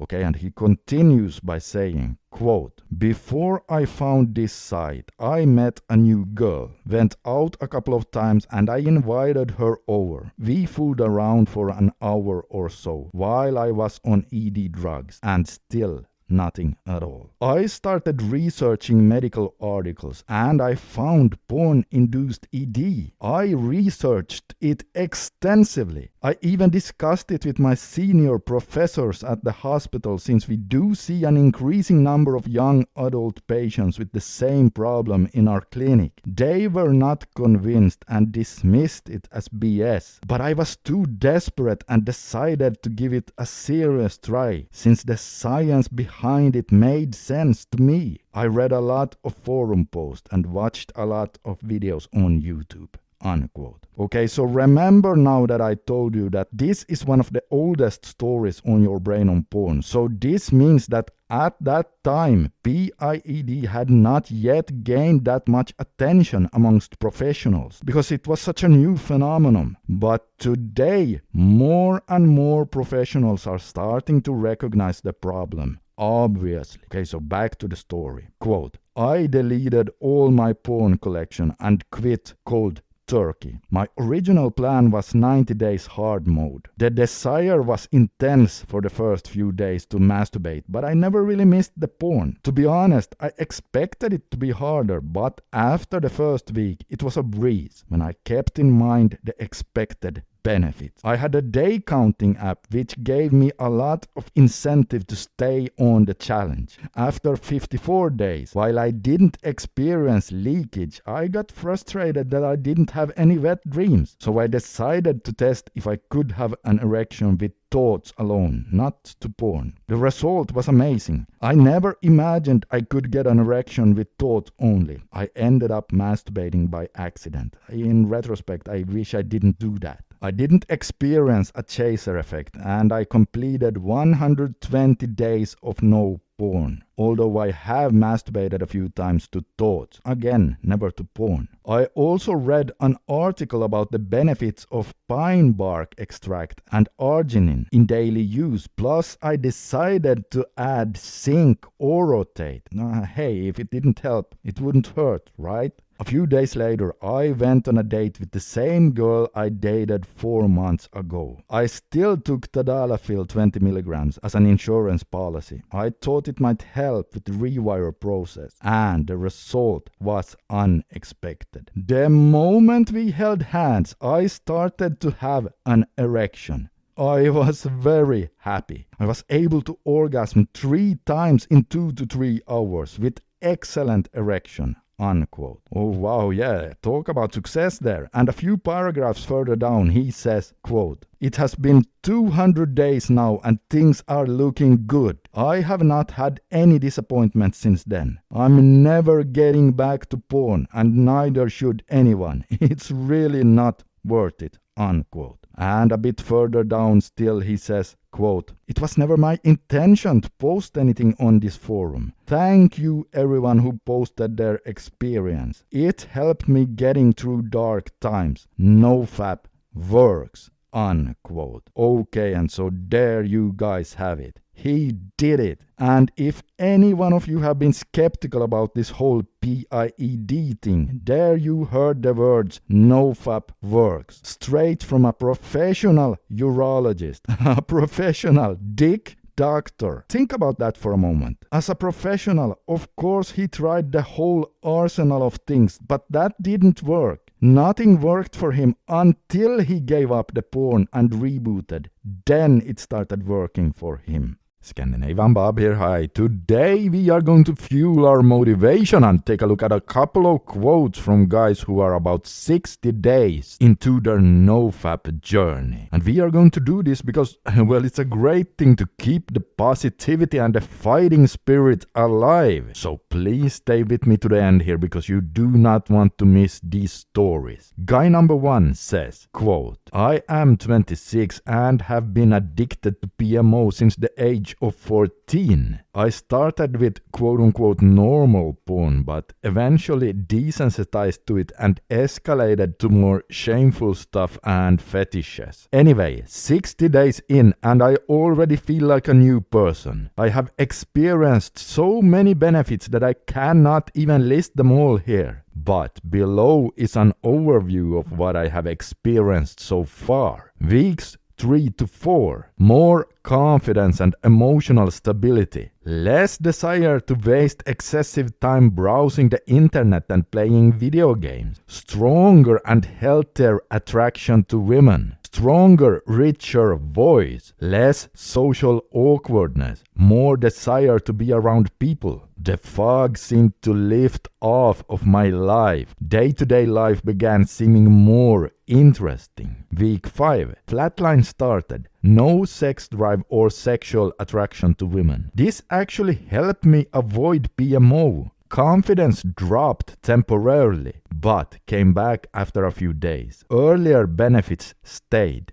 Week 6. Stronger desire to exercise. Better able to maintain an exercise routine. Feeling stronger and noticing increased endurance. Less attraction and addiction to sugary junk food. More energy in general for day-to-day life. Stronger desire to make the most of free time and spend time outdoors. Week 7. Huge increase in motivation. Procrastinating day-to-day chores far less, becoming more neat and organized. Mind feels sharper and clearer, better able to stay focused on tasks. Week 8, present. I'm still in the flatline, but all of the other benefits are still going strong. I still have occasional emotional lows, but they are less frequent and go away faster, especially if I exercise. I am really looking forward to my libido coming back to where it was around week 3 to 4. Hopefully that will happen in the next week or 2. I can easily say that the beginning of this NoFap journey has been one of the most important decisions I have made in my life. If your current situation resembles of my pre-NoFap life, I encourage you to quit porn and fapping. It's tough at first, but it will make your life vastly better. My main strategy for getting this far has been to avoid the situations when I would normally be most tempted, such as when I'm alone on my computer. I also noticed that other activities, such as playing certain video games and eating sugary junk food, seem to stimulate my brain in similar ways to porn and increase my desire for it. Avoiding them has helped reduce temptation. Keeping this going will certainly continue to be challenging, but I keep reminding myself that nothing compares to this new PMO-free life. No porn I ever looked at has been as pleasurable as truly feeling alive.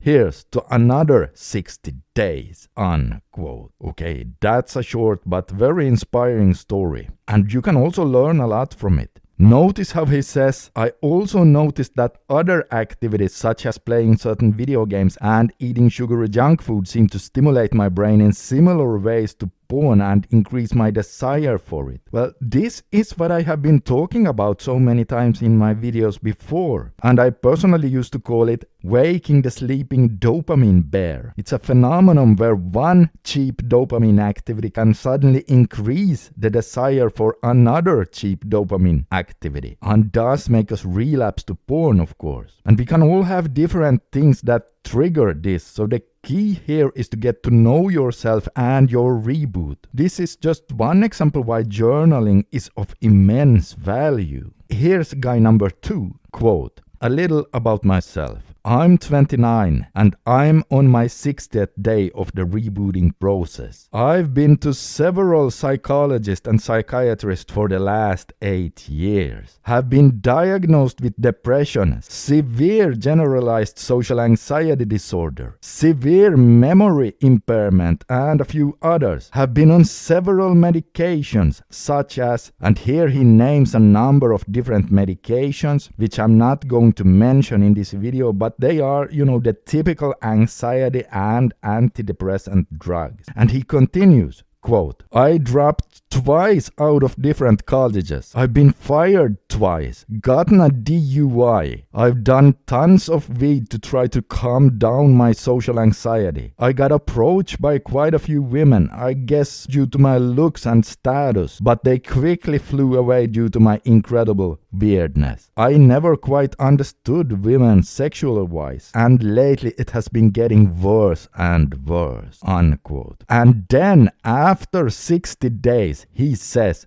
quote, "It has been very difficult, but so far incredibly worth it. I've since quit all my medications. Weed, alcohol, and tobacco is next on my list. My anxiety is non-existent. My memory and focus is sharp as it has never been. And I feel like a huge chick magnet. My ED is gone too. I seriously think I had a rebirth, a second chance at life," unquote. Now this was just a short quote from his whole story, but oh man, just this part alone makes me feel all warm inside because, well, just look at how his life took a complete 180 turn just by giving up the porn. And perhaps some of you recognized the last story here from Gary Wilson's talk, The Great Porn Experiment. But I just think it's such a wonderful story, so I just had to reshare it here. By the way, listen up here. Even though these success stories are incredibly inspiring, as a content creator, I have to put a warning here for you that if you are on any kind of medications, you do not just quit taking them without consulting with your doctor first. No matter how much your life is improving, always discuss with your doctor. But with all these stories, well, it just goes to show how much of a negative impact porn can have on us. And the best part then is, of course, that when guys remove the porn from their lives, things can quickly take a turn for the better. So much so that it sometimes seems hard to believe even. But so many guys do experience this, and I have seen it over and over again. Similar things every single week, all the 12 years I've been involved in this community now. It is really an amazing thing. Okay, so I hope these short stories have provided you with inspiration. If they resonate with you, I encourage you to subscribe for more, because rest assured, I am committed to sharing similar content and raising awareness on these important topics with the public.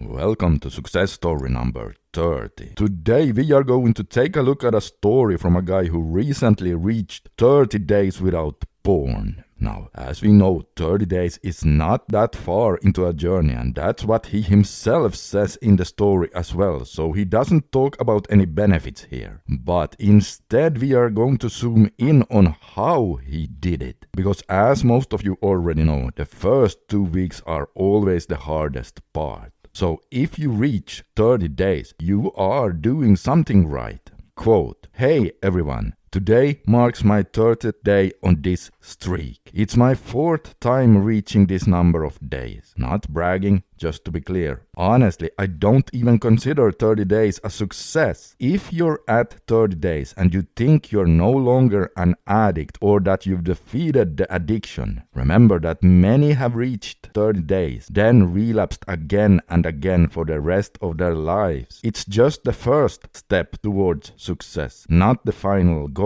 Anyway, I want to share a few tips on how you can achieve it. Initially, the first week is the toughest. You might convince yourself that since you're only on day 2, it's okay to go back and watch porn and start again. And you'll start again. But if you give in to that mindset, you'll likely never surpass 5 days, unquote. Okay, so he brings up a very good point here. It is this mindset of thinking that since you're just a few days in, it doesn't really matter that much if you give in and start again. But the truth is, it matters a lot, because if you don't get rid of that mindset, you will just keep using it whenever you're hit by cravings. Remember, we become what we practice. So even if you're just on day 2, 3, 4 or 5 right now, make sure to practice the right mindset. He continues, quote, "First thing, avoid triggers, no exceptions. As an addict, looking at a provocative image isn't an option because you lack control in that area. So steer clear of every possible trigger. Some triggers are biological, while others are physiological or social. Looking at a provocative pic for a second, then you might keep looking and fantasizing. Then you say, I will just Google the name of this woman. Then, boom, strong urges that you can't control and you relapse. Make a big list of all your triggers and stay away from them. Examples: minimize social media use unless necessary. Avoid looking at provocative images. Don't stay isolated in your room. Refrain from mindlessly scrolling through Reddit. In fact, avoid Reddit altogether. Limit Twitter use unless essential. Avoid films with explicit scenes. Avoid watching music videos featuring girls twerking or naked girls dancing." Unquote. Okay, so here I want to jump in and say, this is not bad advice he is giving. Now the thing is, we all have different things that may affect us more than how it affects others. And it's up to you to get to know yourself and learn what and how much you can handle of a certain thing in the beginning, and what's best to put aside for now. And remember, just because you perhaps can't handle a certain thing right now, does not mean you will forever have to avoid that thing. Although it might, but not necessarily. And one thing I want to underscore in his list over here is the word mindless, as I 100% agree with that. In fact, it is possible to learn how to use something that otherwise would be problematic for you by reminding yourself of the potential danger before you go there, and also decide in advance what you are going to do there. And then you do exactly that. Perhaps check up on some friends, and then you get the hell out of there. And not allow yourself to start mindlessly drift. He continues, quote, "While some may argue that watching Netflix is necessary, if you're serious about overcoming addiction, you'll have to make that choice for yourself. Watch Netflix and keep relapsing every week for the rest of your life, or stay away from it. No hate for Netflix or any other platform.